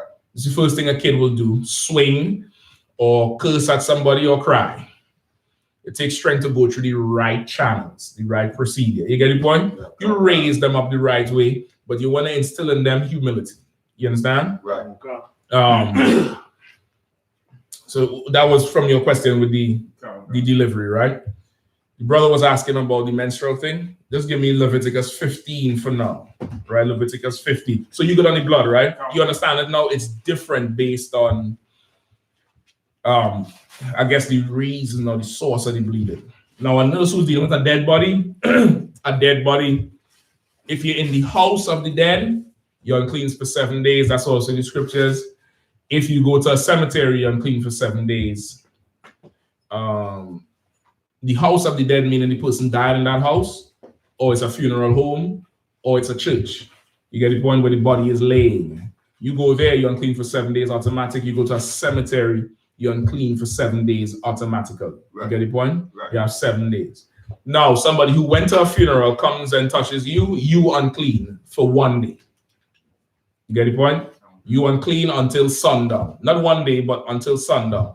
Right. So if they touch you tonight, you unclean until tomorrow when the sun goes down. You get the point?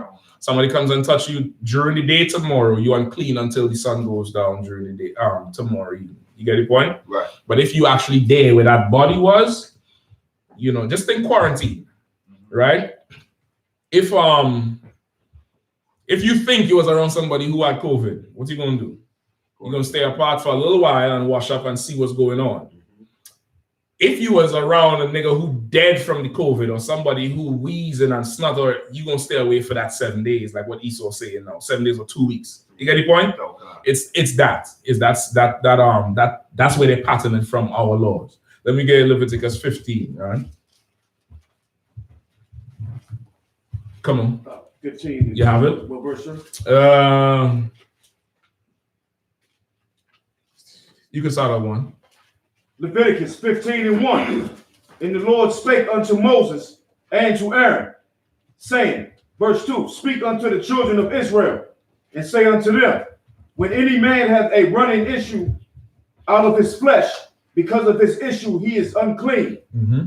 Verse 3, and this shall be uncleanliness in his issue, whether his flesh run with his issue, or his flesh be stopped from his issue. It is uncleanliness. Verse 4. Hold on 1 second. I think you started at verse 19. We're going to skip today, but I wanted to get where he's going to be unclean and they have the pattern. Because it's the same pattern of washing yourself at sundown, all right? Give me verse 4. Verse 4.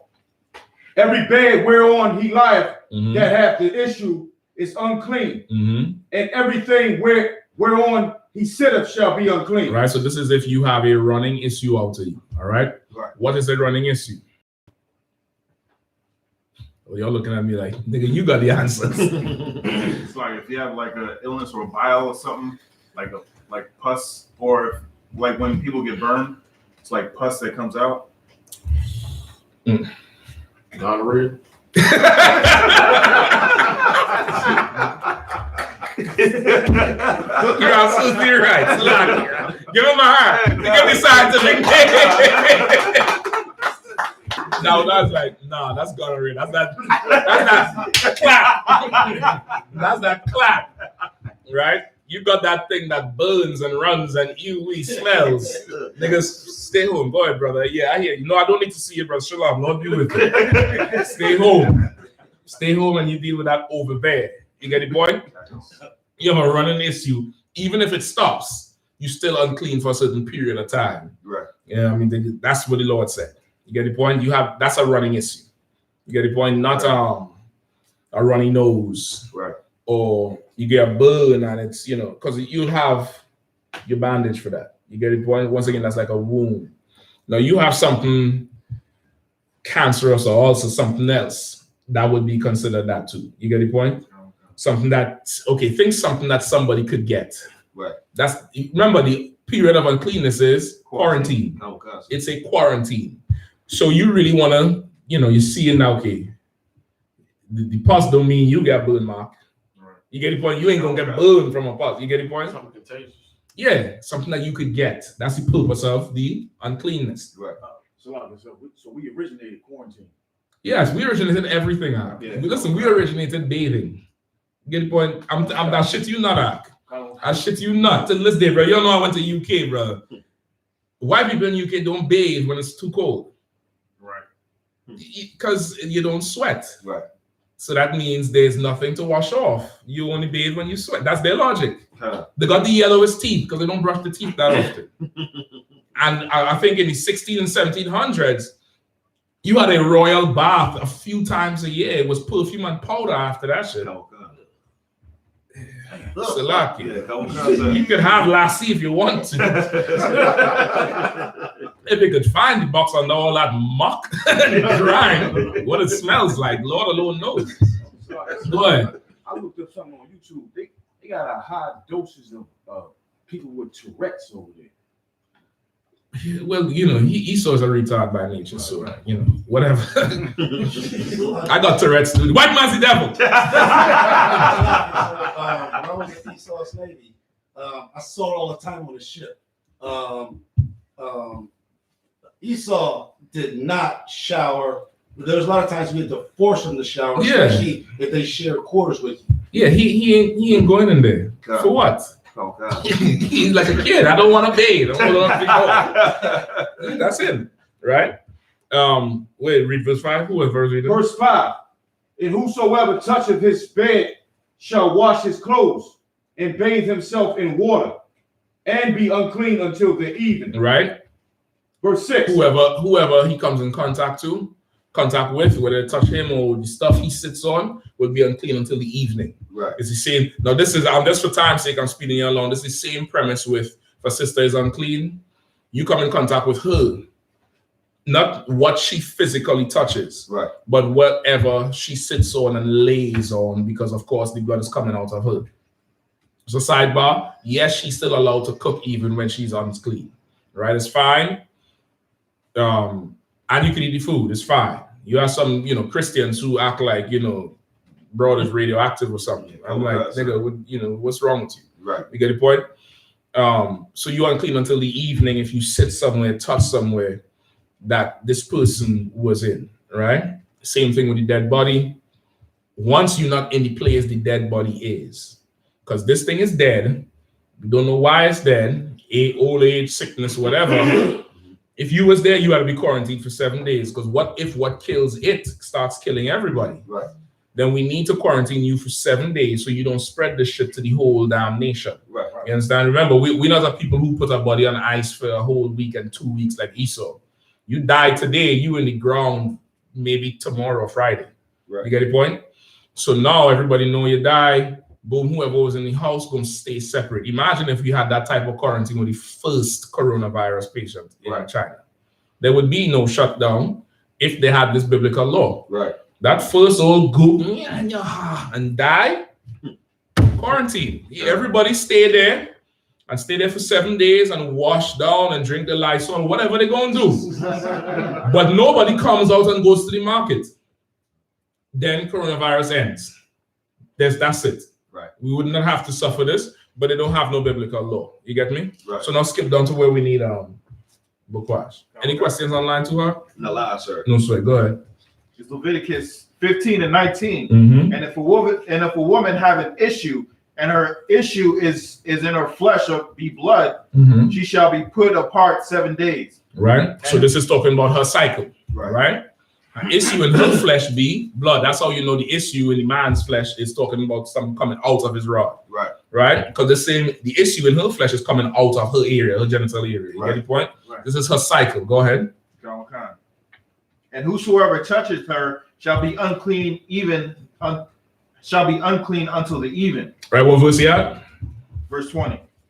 And everything that she lies upon in her separation shall be unclean. Mm-hmm. Everything also that she sitteth upon shall be unclean. Go ahead. Verse 21. And whosoever touches her bed shall wash his clothes and bathe himself in water and be unclean until the even. Mm-hmm. And whosoever touches anything that she sat upon shall wash his clothes and bathe himself in water and be unclean until the even. Right, just think the blood is getting places. And you don't want it to be on you because this is a discharge from her body. This is not her living blood. This is something that was holding that egg and is getting rid of her body. You don't want that to be around because now you have it, you carry it to somebody else's house and bacteria sets in and some sort of infection starts. Right. Remember, Israel, we are naturally clean people. Right. We're naturally clean people. And if I could use you for example, brother, your dreadlocks is not dreadlocks that what normal people would have. Right. The dreadlocks we have is very clean Right. in comparison to everybody else. Yeah, I had them, I know. Real dreadlocks them heathens be having, brother. That's a ratness.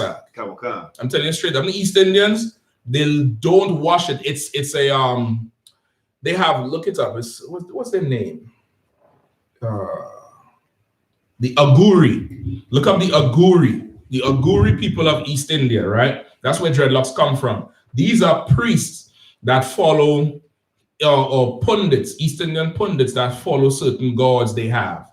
And they believe the dreadlocks are an antenna to their god, right? And they get high with the hemp and the weed the same way. The only difference is the Aguri means outcasts, society's outcasts. They live on the streets, they eat out of the trash can, they don't bathe, and they mutilate, it's only men, they mutilate their rod, meaning they'll take a stick and wrap the rod around it and twist it, and then stand up and be like, see, no pain, because this thing, I don't need this. Because they look at a woman like she is nasty. So they don't need to have a rod. It's twisted. You have to watch it. There's a whole documentary on this shit. Some of them, they used to have like skulls as a bowl. They have skulls as bowls. They do a ton of dumb shit, but they master in not bathing and washing. Benjamites take it because the East Indians came to the Caribbean under indentured laborers in early 1800s, just after they abolished so-called slavery. They brought East Indians there. Benjamin took, being, of course, just like a child without parents, being easily influenced, take on the customs of the heathen. Right. And we start growing the dreadlocks. The problem is we also have a culture of washing. So our shit look fly. Our shit look stylish. If you see them heathens dreads, if that's what we saw today, you would not have dreads. Right. You get the point? Right. But we get dreads and we make the shit look like, damn, I need to grow that shit. It should just look so, you know, it look, you know, you get the point? And we make it look good. That's how we are. We are a very clean type of people where we wash a lot and clean. And it doesn't matter of your financial status. We do it naturally. You could be living in the poorest hut wherever. You're going to clean your shit. You get the point? You're going to find time to make it look, yeah, that's good. It ain't the best, but it's clean. You get the point? That's how we are. We're that type of people. This is in our law. You're unclean for a second, for this period, for this particular incident, you wash. And at evening, you clean again. You get the point? Meaning you quarantine yourself for a certain period of time, because I don't want my brothers and sisters getting sick. I ain't gonna have this and just, you know, have this running issue and you walking around. Imagine you on the train with everybody unclean, menstrual blood, gonorrhea, syphilis, whatever, things running out of them, and you on the train, touching the train thing, swiping your card. Brother here is just like, call Uber. Right here is like, God. Yeah, that's the society we live in. That's the society we live in. Now you see why so much sickness around. You get the point? Because they not clean and they don't want to wash. Right. They don't have that in them. You understand? For the life of me, brother, every video I've seen of China, they always wearing masks. 10 years ago. Yep, right. I wouldn't let none of them bitches in my country out. Whatever they have over there, I don't need it. Right. Why you had to wear a mask? It's how much billion of y'all? All right, no problem. You're not coming here. You get the point? We're always that type of clean people. So where you at again? I'm at verse 24. What we just covered, right? Anything that she sits on, you touch, you just wash yourself and that's it, right? Here you wash your clothes and stuff like that.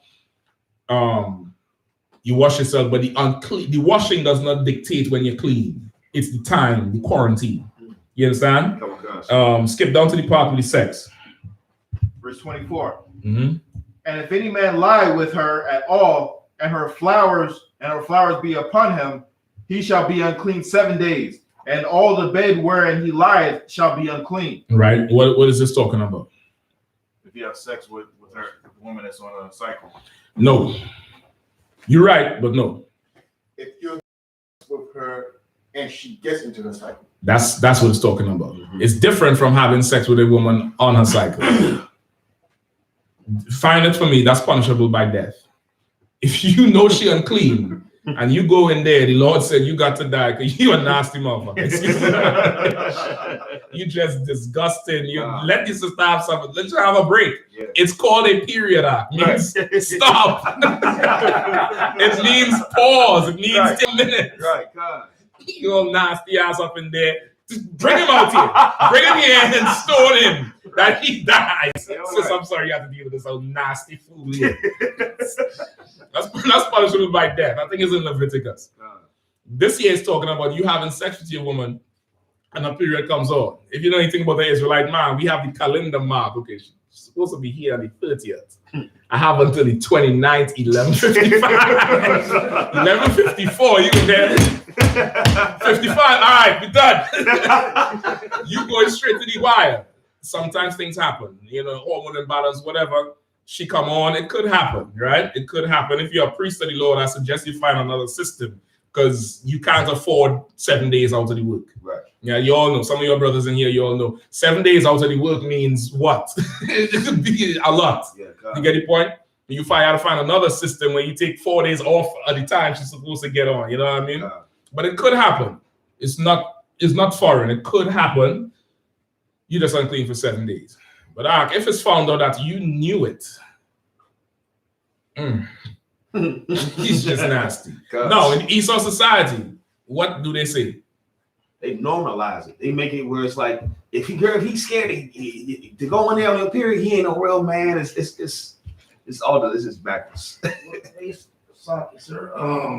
They said walk on mud and blade through blood. That's a nasty thing.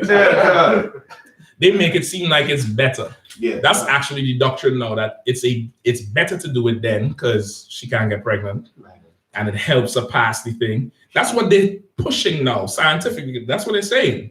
Nigga, you're nasty. Yeah, that's all. You're dirty. You're dirty. Get the point? Let her take a break. Let her go and be by herself for 7 days. I got somebody to cover your shift, sis. What you want? Yeah, don't worry about it. I got somebody to handle this thing right here. Right? I'm gonna be all right. Don't worry. Lord be with me. Take that break. You. Go on. Don't worry. They say that you're shaming them. Yeah, you shaming her because you won't have sex with her. Whatever. What about the child they molesting? Right. Yeah, this place is backwards. You gotta get rewired to live in this kingdom. You get your point? Where's the part with the sex? Hold on. Where we at now? What verse we at? That was verse 24. Keep reading. Verse 25. And if a woman have an issue of her blood many days out of the time of her separation, or if it run beyond the time of her separation, all the days of the issue of her uncleanness shall be as the days of her separation. All right, somebody hold for me verse 16. All right. Somebody hold for me verse 16. Hold on.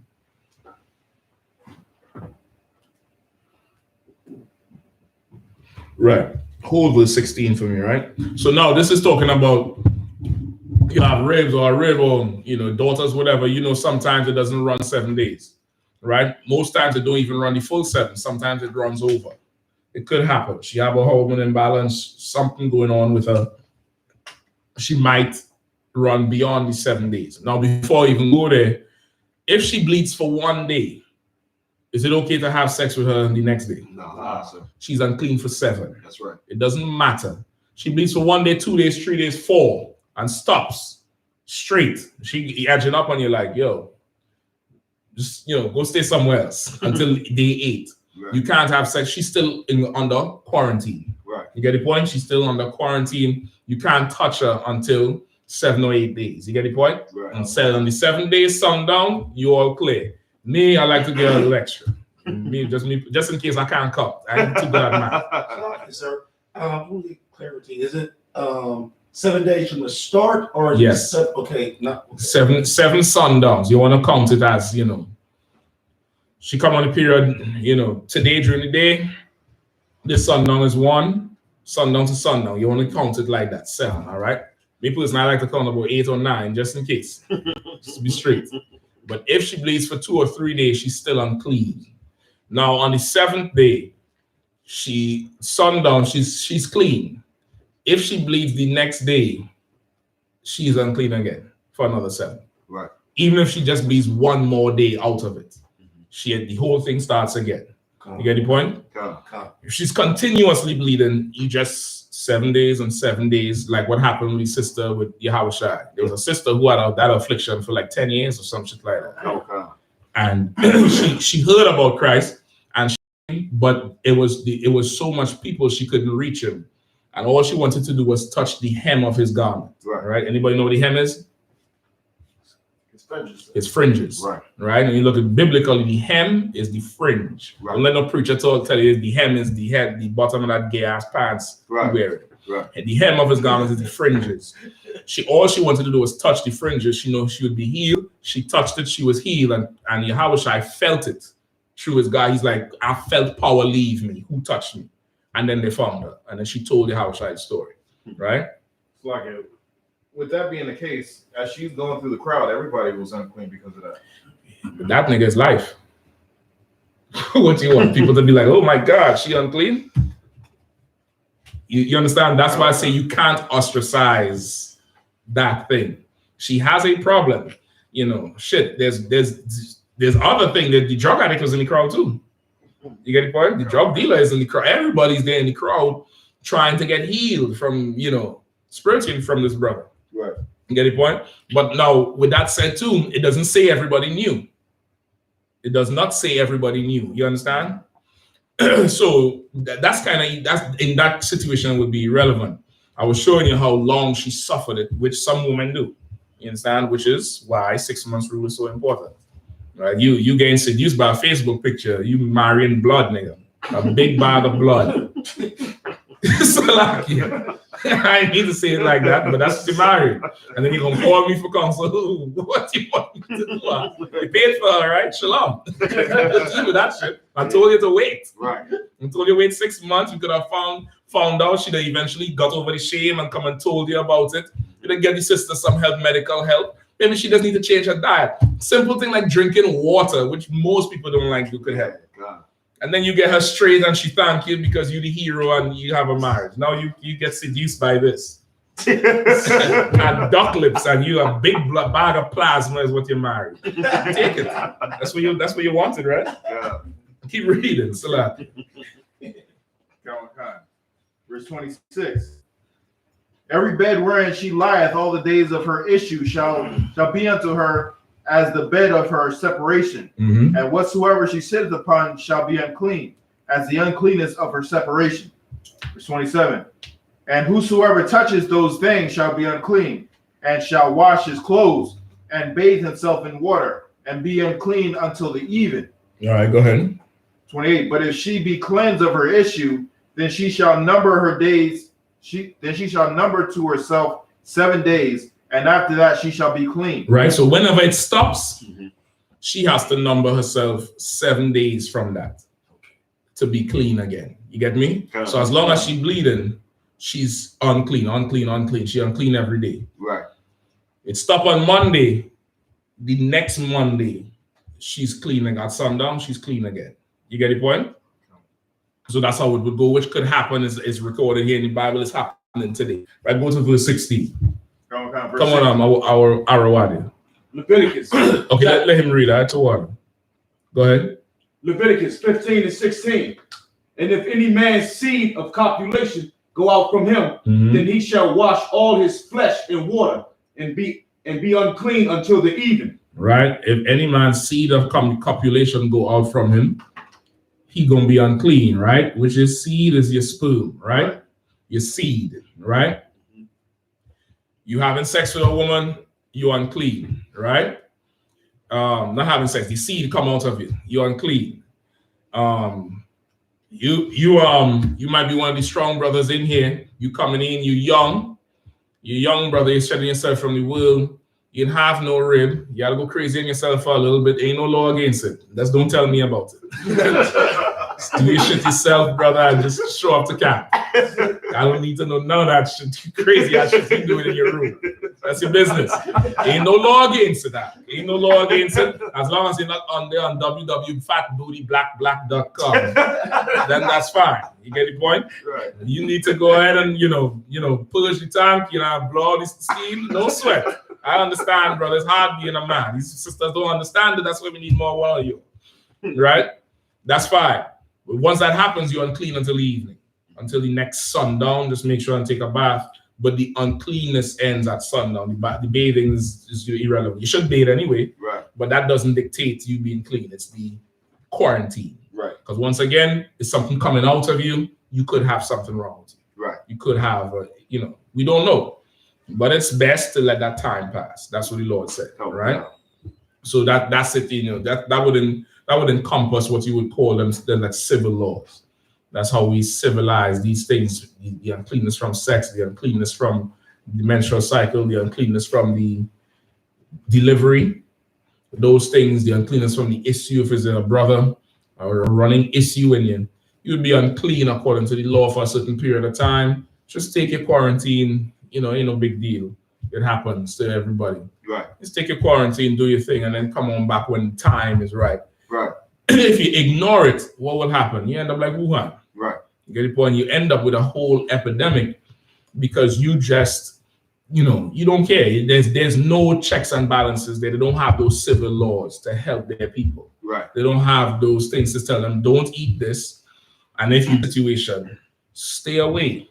You know what I mean? This person just dead. They was fine one day, they got a cold and they died, and then you all left the house? No. You gotta stay there. Right. Stay there for 7 days. Now, if the rest of you all die, no problem. We'll bury you all. But this thing can't get out. You get the point? Which is, once again, don't be afraid to die. Just go ahead and die, man. Yeah, Lord wanted you all dead. What you want? You gonna run? the Lord wants you dead. You get the point? Okay. So that's it. So like, any more questions? Go ahead. We got a question online, sir. Sean Rogers said, will the Most High accept an Israelite who has a child with Esau's seed? Read it one more time. Will the Most High accept an Israelite who has a child with Esau's seed? Okay.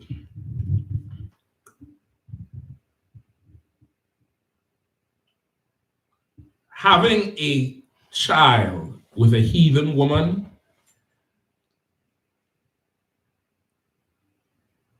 is irrelevant to the Lord accepting you. I'm gonna tell you why. Go ahead. Is he saying Esau's seed as in the man's seed? It sounds like it's a black woman asking about if she has a child with a devil. Okay, the daughter is Esau's seed too. You understand? Okay. Okay.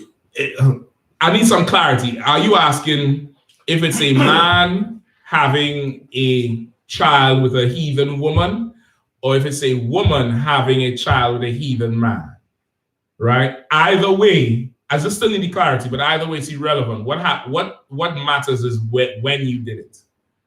Now, if you in class and you hearing that thou shalt not marry take none of their sons to your daughters, take none of their daughters to your sons, and you still go and get pregnant by this heathen, or you go get this heathen pregnant, the Lord is going to judge you for it.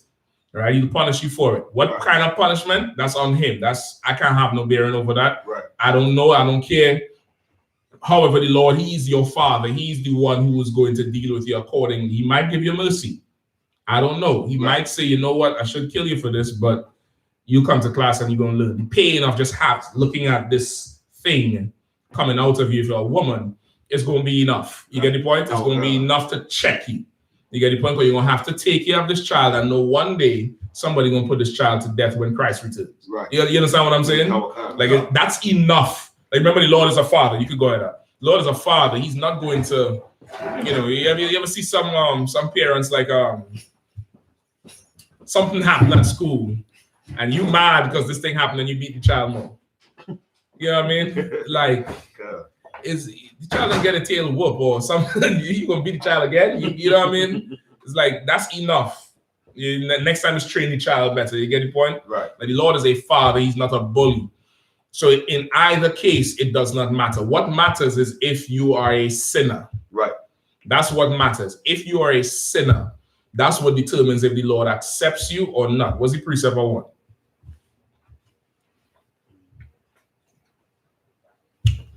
Five seconds. 5, 4, 3, 2. No time. Give me Genesis.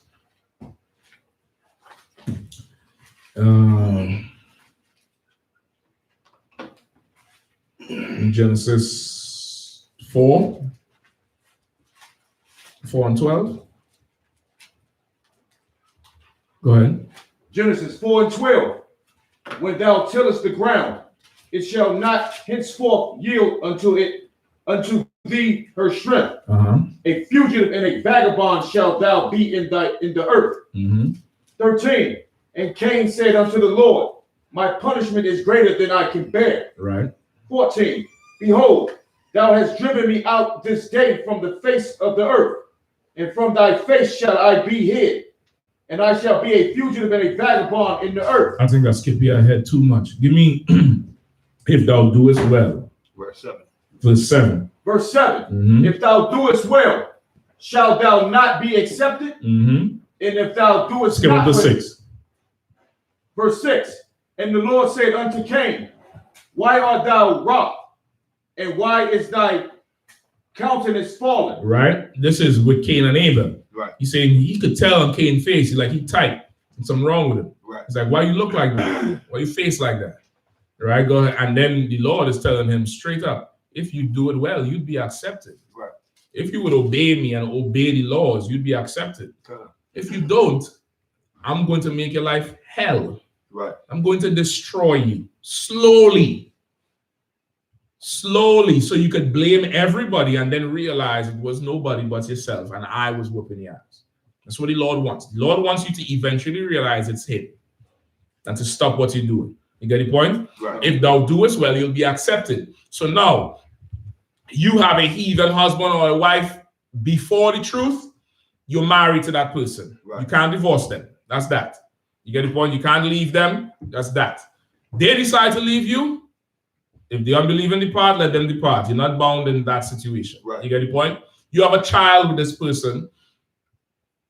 This was before the truth. It doesn't count. It's not going to count against you, but you do have a responsibility to raise that child. You have to love that child like every other, like a child, right? That's your responsibility. What's the precept? When Rebecca raised Esau. Esau grew up to be a full-grown man, strong and healthy and hunting in the field, which means Rebecca held that bastard to her breast and breastfed him, and changed his diaper, and made him milk in the morning and tended to his wounds and hugged him when he cried.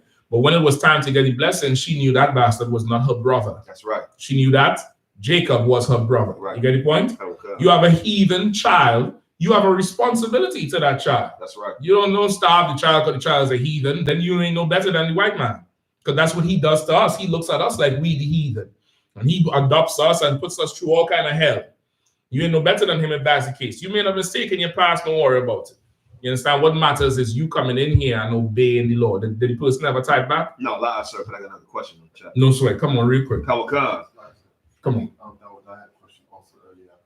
No sweat. Come on, down. All right, I asked if a woman has a husband and his sperm not working or whatever, and she's trying to get pregnant, and like she doesn't want to go be a whore, but she wants to have a baby. Okay. I mean, is it unlawful for her to get artificially inseminated? I would say get counsel. There's a whole lot more. This would be a general counsel you would get, right? In class. It's in general. You have a lot of specifics in there. His sperm not working. What does that mean? Did the person go to a doctor and get diagnosed as his sperm is dead? Or it's just that you've been trying so long and she can't get pregnant? You get the point? That's a difference. I don't know what that means, his sperm not working. You get the point? If he's been trying so long and she can't get pregnant, it could just be the Lord don't want her to get pregnant. You get the point? It could just be that. Or it could be, no, it's not a time for this baby. Or it could be you might need some medication. You get the point? Something to help you get stronger and, to reactivate whatever is in you. but I don't know what that means. So you need to get some further counsel on that. I would say whoever it is in that situation would need to call for counsel. I wouldn't deal with that in an open class because it's plenty personal information, right? Is the particular sister any truth? Okay, now if she's not any truth, but Quash will tell you it's a lie. I don't trust nobody who not in these doors. That bitch is lying. You probably she probably done been pregnant 10 fucking times. You know what I mean? That's me personally. She may not be lying. I don't know. I just don't take, I don't take what she's saying as fact. You get the point? I don't take what she's saying as fact. Mighty and powerful as I am, you tell me you ain't getting pregnant. Bitch, if I look at you, you're pregnant. What is you talking about? You ain't getting pregnant. If I look at you, yes, you're knocked up now. Go ahead. She is aware that she's an Israelite, but she's just not. She's not in the truth. Right. She's not in the truth yet. I wouldn't put too much stock into her. What she's saying, not stock into her meaning, to deal with her. I would get further counsel on the whole situation. You come to get some counsel, you find out in a month you pregnant. You see how much babies be delivered in Israel. Yeah, every month his brothers just, I was like, brother, you just had one last week. What the fuck is going on? You know what I mean? You say, you just need more counsel on it. You get the point? I don't know what that means. His sperm doesn't work. I don't understand the thing. You didn't say the brother's rod don't work, which is a different thing. You get the point? So who the hell knows? Our sister could have been pregnant a whole ton of times and probably doesn't want to get pregnant, but doesn't want to tell the brother she don't want to get pregnant because what will he do? Get another one. He'll go get somebody else who wants to get pregnant, and she don't want him to go get another woman. So yeah, let's try. Birth control. Yep. You come to find out through counsel, she's on plan B, C, D, E, and F. Yep. And you breaking your back trying to make a son. This broad, she aborting the mission from day one. She's selling guns to the Apache. You know what I mean? She working with Satan from day one. Right. You need counsel. You get the point? You need some counsel. I wouldn't put too much into it right now. Just whoever it is, just to get make sure they give the school a call for something. Make sure they're paying some tithes too. But that sounds like a long counsel. That sounds like a ton of bullshit and a long counsel. Or it could be true. It could be what you're saying. It is, I don't know. But you should just get some counsel on the whole thing. Right. It just might be she just don't want to have another baby right now. She wants to have a baby. But she's saying that she's been trying, with him. It's just not, his maybe he don't want one. I don't know. Maybe he don't want another one. Maybe he don't want another one. I don't know. They should just call for counsel if they want to. Don't force them if they don't want to. Believe me, I don't need to be on the phone. Right. I could be making babies myself. I don't need to be on the phone. What? He said what? And what? No. But if they need it, you can get some counsel on the whole situation. You get the point? Something that specific needs personal counsel. You get the point? Because that last one? Yeah, couple of Sean Rogers responded. He said the woman is the heathen. That's what I thought. The way he wrote it, he has a child with Esau seed. Because if the child was the heathen, they would have said that. You get the point? Right. The way he wrote it, or the way the person wrote it, it just sounded like the issue was the parents being the heathen. You get the point? Yeah. In that case, you and the child, like Israelites, you should not have done it. That child is going to grow up in hell. I'm going to tell you straight up and down. They're going to be 2 white for black people and 2 black for white people. You should have never touched that slut. Excuse my language. That's your wife, not mine. You should have never touched her. Right? You should have touched your sister, but you didn't know any better. No problem. You might be mad I call her a slut today. In about 2 years when she leaves you, you're going to be happy I called her a slut. Don't worry about it. I'm a prophet.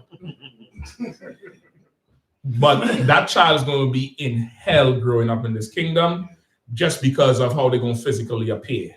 You get the point? Or their background, or being torn between 2 parents that are racial enemies. You get the point?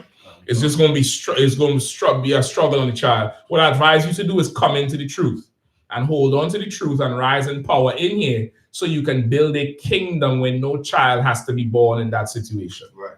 No child has to be born in that situation. People be talking about, they're in an interracial marriage and they're in problems. Brother, you don't know what it is to be a child in that marriage. You don't want this to be a child where the broad calling you this dirty nigger and you calling her this dirty white bitch cracker dog. And then you talking about the truth and black people is in charge. And then she talking about some other shit. And this person who didn't ask to be there is there and have no power. And then they go to school and the niggas is clowning him because, you know, he's too white or don't look all the way like them. Yep. And the white boys is like, you know, you token, you brother, that child is going to suffer. It's going to suffer. You get the point? And it's probably is going to you're going to take a woman that looks like the woman you first love, which is your mother. It's a mess. It's a whole mess. You get the point? You just should come into the truth and work hard and build a kingdom that no other child has to go through that and learn how to give your child some strength. You know what I mean? Go ahead. I had a question. Okay. Well, I know that if your Israelite brother is dealing with or sister is dealing with a non-believer, it's sanctified through the believer, correct? But does that apply to heathens too? Like if you would, it applies, but in a different way. It applies in a different way where your child, the Lord is not going to, you know, wreak all the vengeance on that child because of you. You get the point? At least not now. You understand? Like that child could get to grow up and be normal, but the Lord may not kill that child right away or get that child hooked on drugs because of you. You understand? Because now the Lord is going to recognize you coming in under an immense burden. You have every reason not to come in because the white man is the devil. And you might be a sister with a little, you know, devil baby. And you should be like, nah, I ain't coming in because, you know what I mean? There was a sister in here just like that. Her husband hated the truth, lied and told her he was his grandfather on his father's side was Chinese. I told her it was a goddamn lie because where the fuck is his laundry? Where's his grocery store if he Chinese? If he goddamn is easy, if he Chinese, where's the Chinese business? She did not listen to me and left the truth out. Left the truth. And guess where the brother is now? Left her too. So what was the point of leaving the truth? Right. It's so easy to do it. The Lord knows you're coming in under a burden. You get the point? Yeah. And he'll honor you what you're doing to a point where you don't have to go through too much of that grief. But it could happen when the child is an adult. The child might grow up to be a faggot or, you know, die for something, the Lord kill the child. You get the point? Right. So basically, like coming off the fence and like coming to class, what books of the Bible should I even start investing in reading in first? Okay.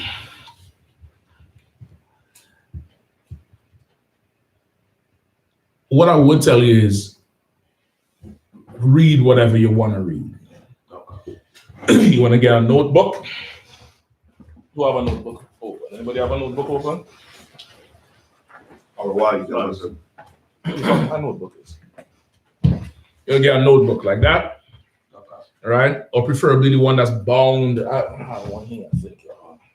Yeah, that one too small though. That one is good for a pocket thing for camp.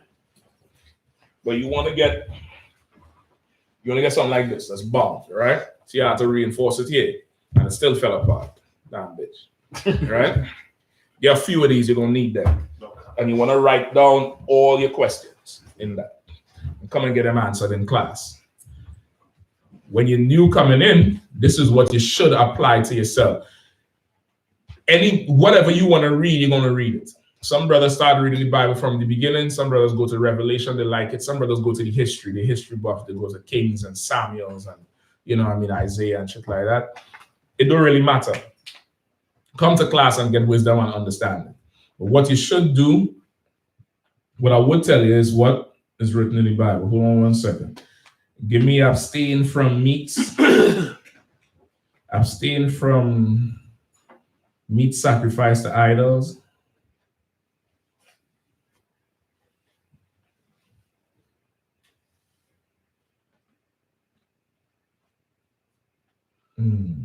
Is it meats or food? It's meats. Is in Acts. Acts 15 and 29. Please. Acts chapter 15, verse 29. That ye abstain from meats offered to... Skip up a little bit more. Meats, right?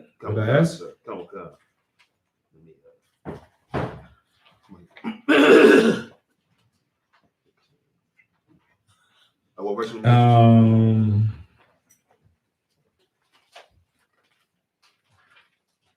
28. Acts chapter 15, verse 28. Right. This is really what you want to do, because this is what Paul said to do for somebody coming into the truth who was living like a heathen before. You know, Paul said he was apostle to the Gentiles. Right. We didn't grow up in Jerusalem, circumcised on the 8th day, never missing a Passover. You know what I mean? Paying dowries for every woman we had sex with. We didn't grow up like that. Right. We grew up like the Romans do, or the Galatians did, or the Corinthians did. Right. And Paul knew for a brother or sister coming into the truth from that background, it's difficult. It's a different difficulty from even if you grew up in Jerusalem, but you wasn't all the way in the truth. Right. So this is what he was saying to do, right? Read from verse 28. For it seemed good to the Holy Spirit and to us to lay upon you no greater burden than these necessary things. Right. So you coming into the truth, right? It's important. And this is for you brothers who teach classes. You want to let people come to class. That's right. Just let the nigga come to class. He coming to class, hi, no problem. She coming to class, she ain't dressed right. Just, just tell her about it. This is old school. Especially this, I'm using the example of sisters. For not you, sis, you came to class all the way right. Get sister hand. Get sister hand for coming strong. Some sisters, they come here, they don't know. So there's a sister who came here years ago, bro. She loved the truth, but she was just struggling with her personal life so much. Brother, she never wore a dress or skirt ever in her life, which is telling you what her life was like. And brother, General Katham bought her a skirt and kept it in his school. And she would come, brother. She would come all the time. She was struggling with smoking so bad, where it was just like, all right, go ahead, sis, go ahead and get them jitters. So she go outside and she come back in. She knows she had to be here, and she got better. She got better. And something came and blindsided her, brother, and it was just a wrap after that. I do believe she's still watching thing too, but in her mind, the shame might, keep her away. She should just continue coming. And brothers too. So let me go with something blindside here, and you don't know how to recover. Nigga, get the hell up and come and sit in that chair. We still have chairs there now. Right. You got chairs to put on the step. You'll put chairs on the podium if we have to. But you could come and sit here and get healed and get right. Right. So now Paul is saying, when people come into class and they come into the truth, you don't charge them for the things you might see or the things they tell you about. You get the point? Which is what some Christians do. You got to do it. You a sinner. You look how you dress. You get the point? That's not how you clean people up. Let them come and sit in that chair and learn. And don't put no greater burden on them than this. Read. Verse 29. That ye abstain from meats offered to idols. You abstain from meat offered to idols. What is that talking about? Food that people prepare to worship their God. And staying away from those meats offered to idols really means what? We'll say like Thanksgiving, Christmas. Right. So if you're staying away from those meats offered to idols, what does that really mean? You're staying away from that whole. You're staying away from those holidays. Right. So really, don't go to the Christmas dinner no more. That's right. You come into class, you start to grow your beard out, you ain't getting no more shape-ups, all black, you're dressing funny, you're moving different, your family. You come down here and let's pray for you. Nah, I'm good. I'll take a cheese sandwich until later, till you're all done. Then I'm going to come and eat that turkey you all got there, because it's still food. Right. But you're not partaking in this Thanksgiving with them, this Christmas dinner with them. Right. You understand? You get the point? And you ain't looking forward to the food anyway. Right. Yeah, you can go and get some Popeyes and hang out with the brothers. And get another personal story. Salaki. Brother, I was young and I was so goddamn effing stupid. I had this brother who in the world, I love this brother in the world. This brother, he gave me the first CD I ever had. And finally, right, it was November. And the plan was we would hang out for this so-called Thanksgiving weekend. I say, ain't no sweat. Right, the generals I'm in Philly. I think we didn't have camp for it because of the Black Friday. Something, whatever it was, I wasn't on duty. I was young, probably just became an officer. So he told me, yeah, he gonna come pick me up. I was living down there on Kenilworth Avenue. Come pick me up, but we gonna swing by his rib house somewhere in Capitol Heights for something. Then we will go get a bottle and go hang out. Brother, at 8 o'clock, I'm standing in the kitchen, wanting to call General Hyman, scared to get cursed out, because they in there, hands joined, Thanksgiving. And I'm looking at him like, nigga, what the... No, okay, I'm really months in DC. This was probably 2006 or some shit like that. I don't know where to go. I want to leave. Right. Brother, and I'm looking at him like I want to fight her. And I could not leave. But I told you my money story. He said, brother, why didn't you just call me? I'd have sent somebody for you. I'd have drove from Philly to get it. But I wanted to cry on the phone. I wanted to cry. I was like, damn, I could have just made a call and got delivered. Yeah. But this brother was so weak under his bitch. Right.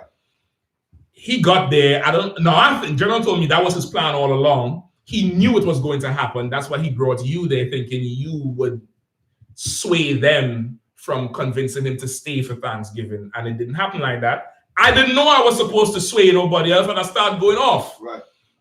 But brother, I was so goddamn young. Let's just put it like this. I don't answer the brother calls no more. Ever. God. He called me in Trinidad. I was like, this motherfucker. Yeah, God. And listen, that shit hurt my soul, brother. God. You want to watch for shit like that. They're going to seduce you. They're going to trick you to sit with them and worship Satan.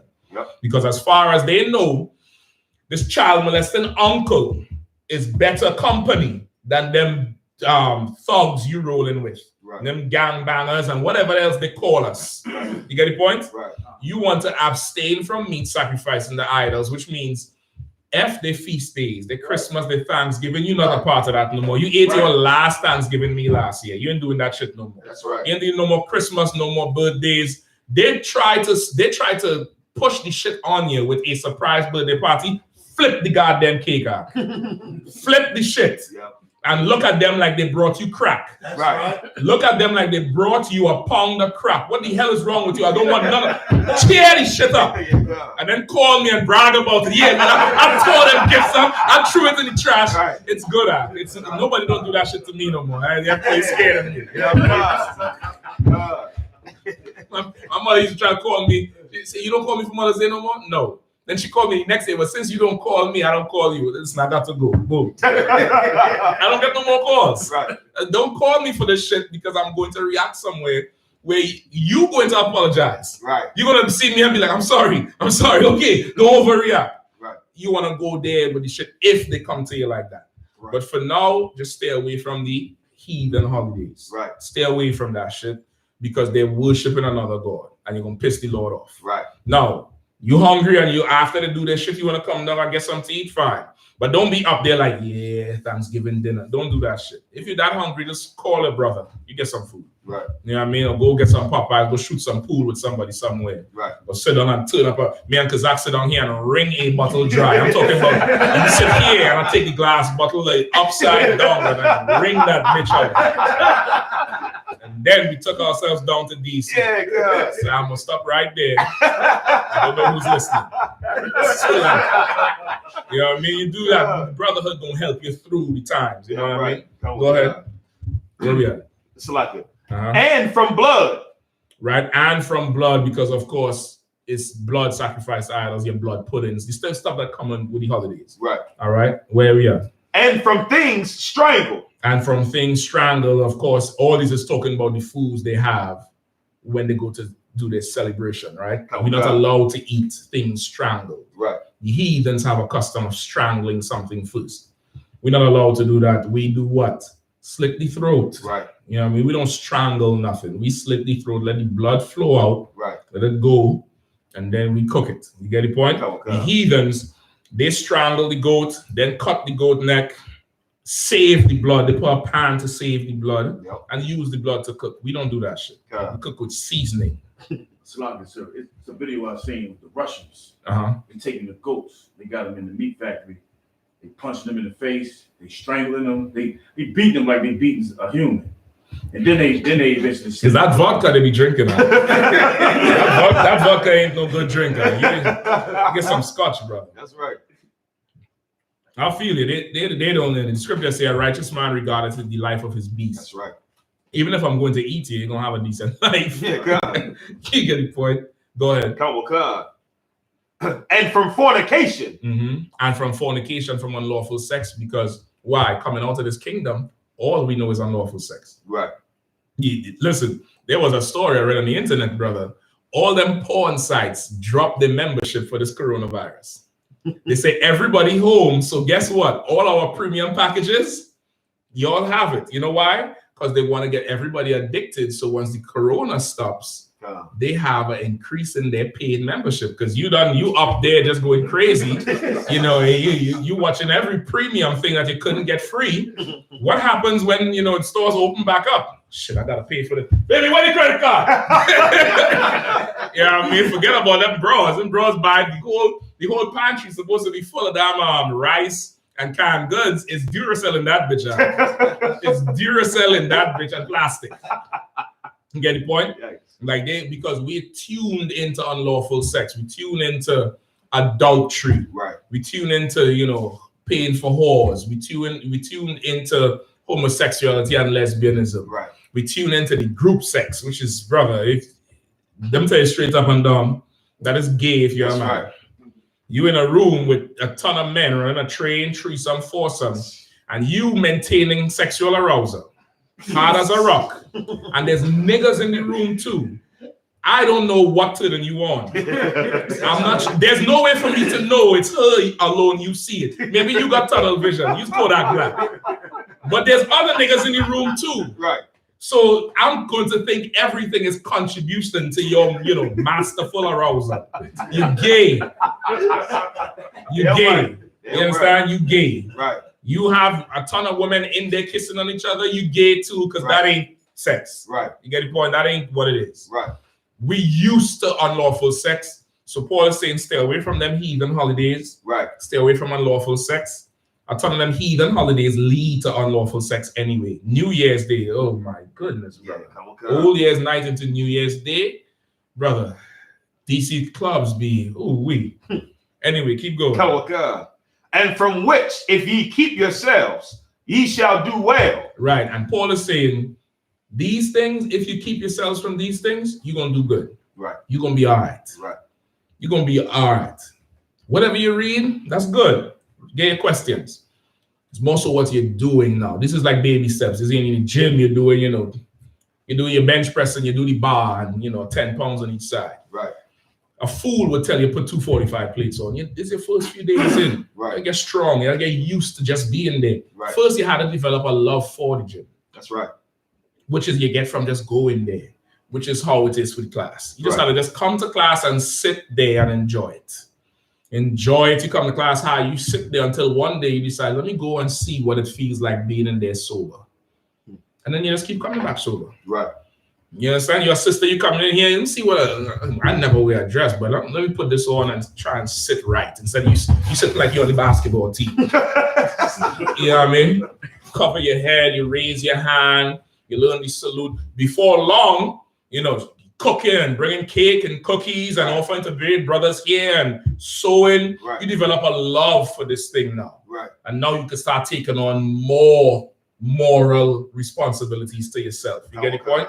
So don't look at it like, what should I read first or second or third? Read whatever you want to read. Read the Bible, the Apocrypha, Bible and the Timbuktu, whatever. Whatever questions you have, come here and answer it. In the meantime, no more heathen holidays. Stay away from them dirty ass broads. Right. You get the point? Imagine you have a stable of bad bros. You just say here. So what about that one? That one. Yeah, I tell you. It's $1,500, brother. Okay, I didn't see it. What about this one here? You get the point? Don't worry, you can get some bad bros. You're gonna wonder what you was doing with these things in the world. Right. Thinking you had a wife or you had a marriage when you was a monster married to a monster, making little monster bastards. Right. You're gonna come in here and you're gonna learn life and how to live in a kingdom. Right. You get the point? That's it. I'm taking we way over the time. With that, pass the class over the priest and officer. Bokwashia. Right. Security announcements. We are the I.S.U.P.K out of 1 West 125th Street. Award. To be prayer. Harlem, New York, under Commanding General YAHANNA. New rules for brothers and sisters. When a new brother or sister comes into the school, they are off limits for 6 months. They are to be saluted only. They are here to shed themselves on the world. After 6 months, if a brother or sister has an interest in a particular person, he or she must give permission from the head to speak to the brother or sister.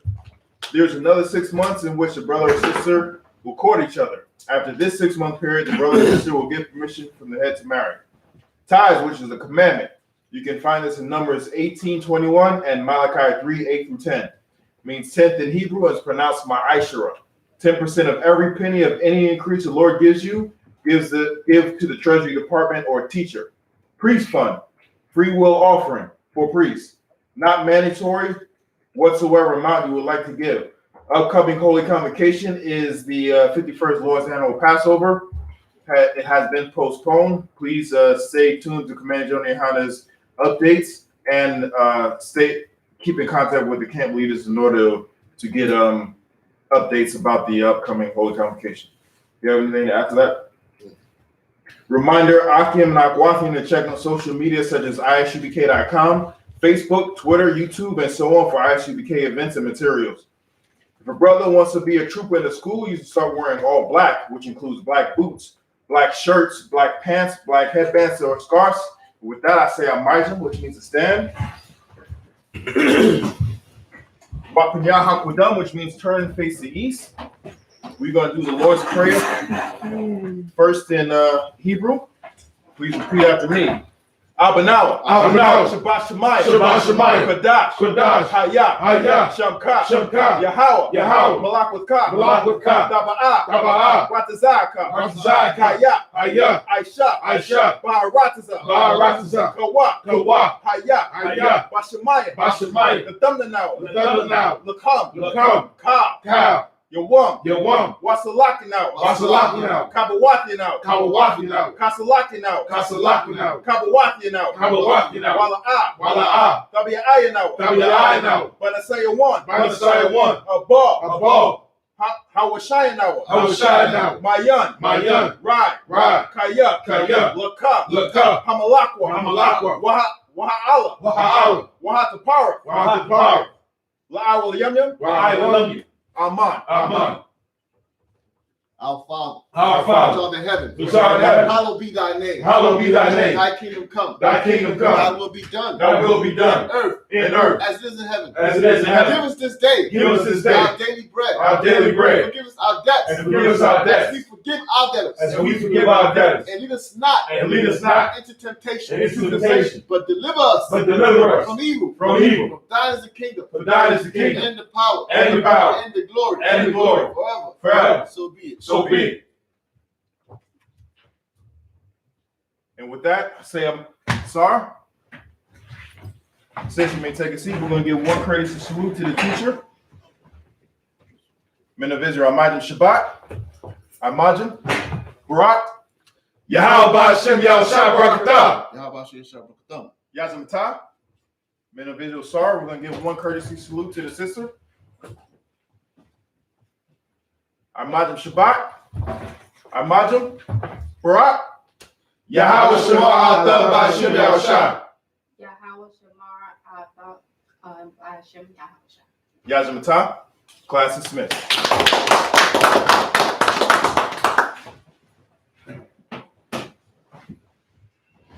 Put this down quickly.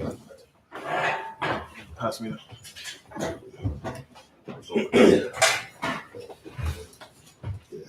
What time is it now? It's About 9:40. 10:05. 10:05. 9:40. That must have been the last time I checked. Unlock it. Look at the cat. Cause I. Yeah, that's usage.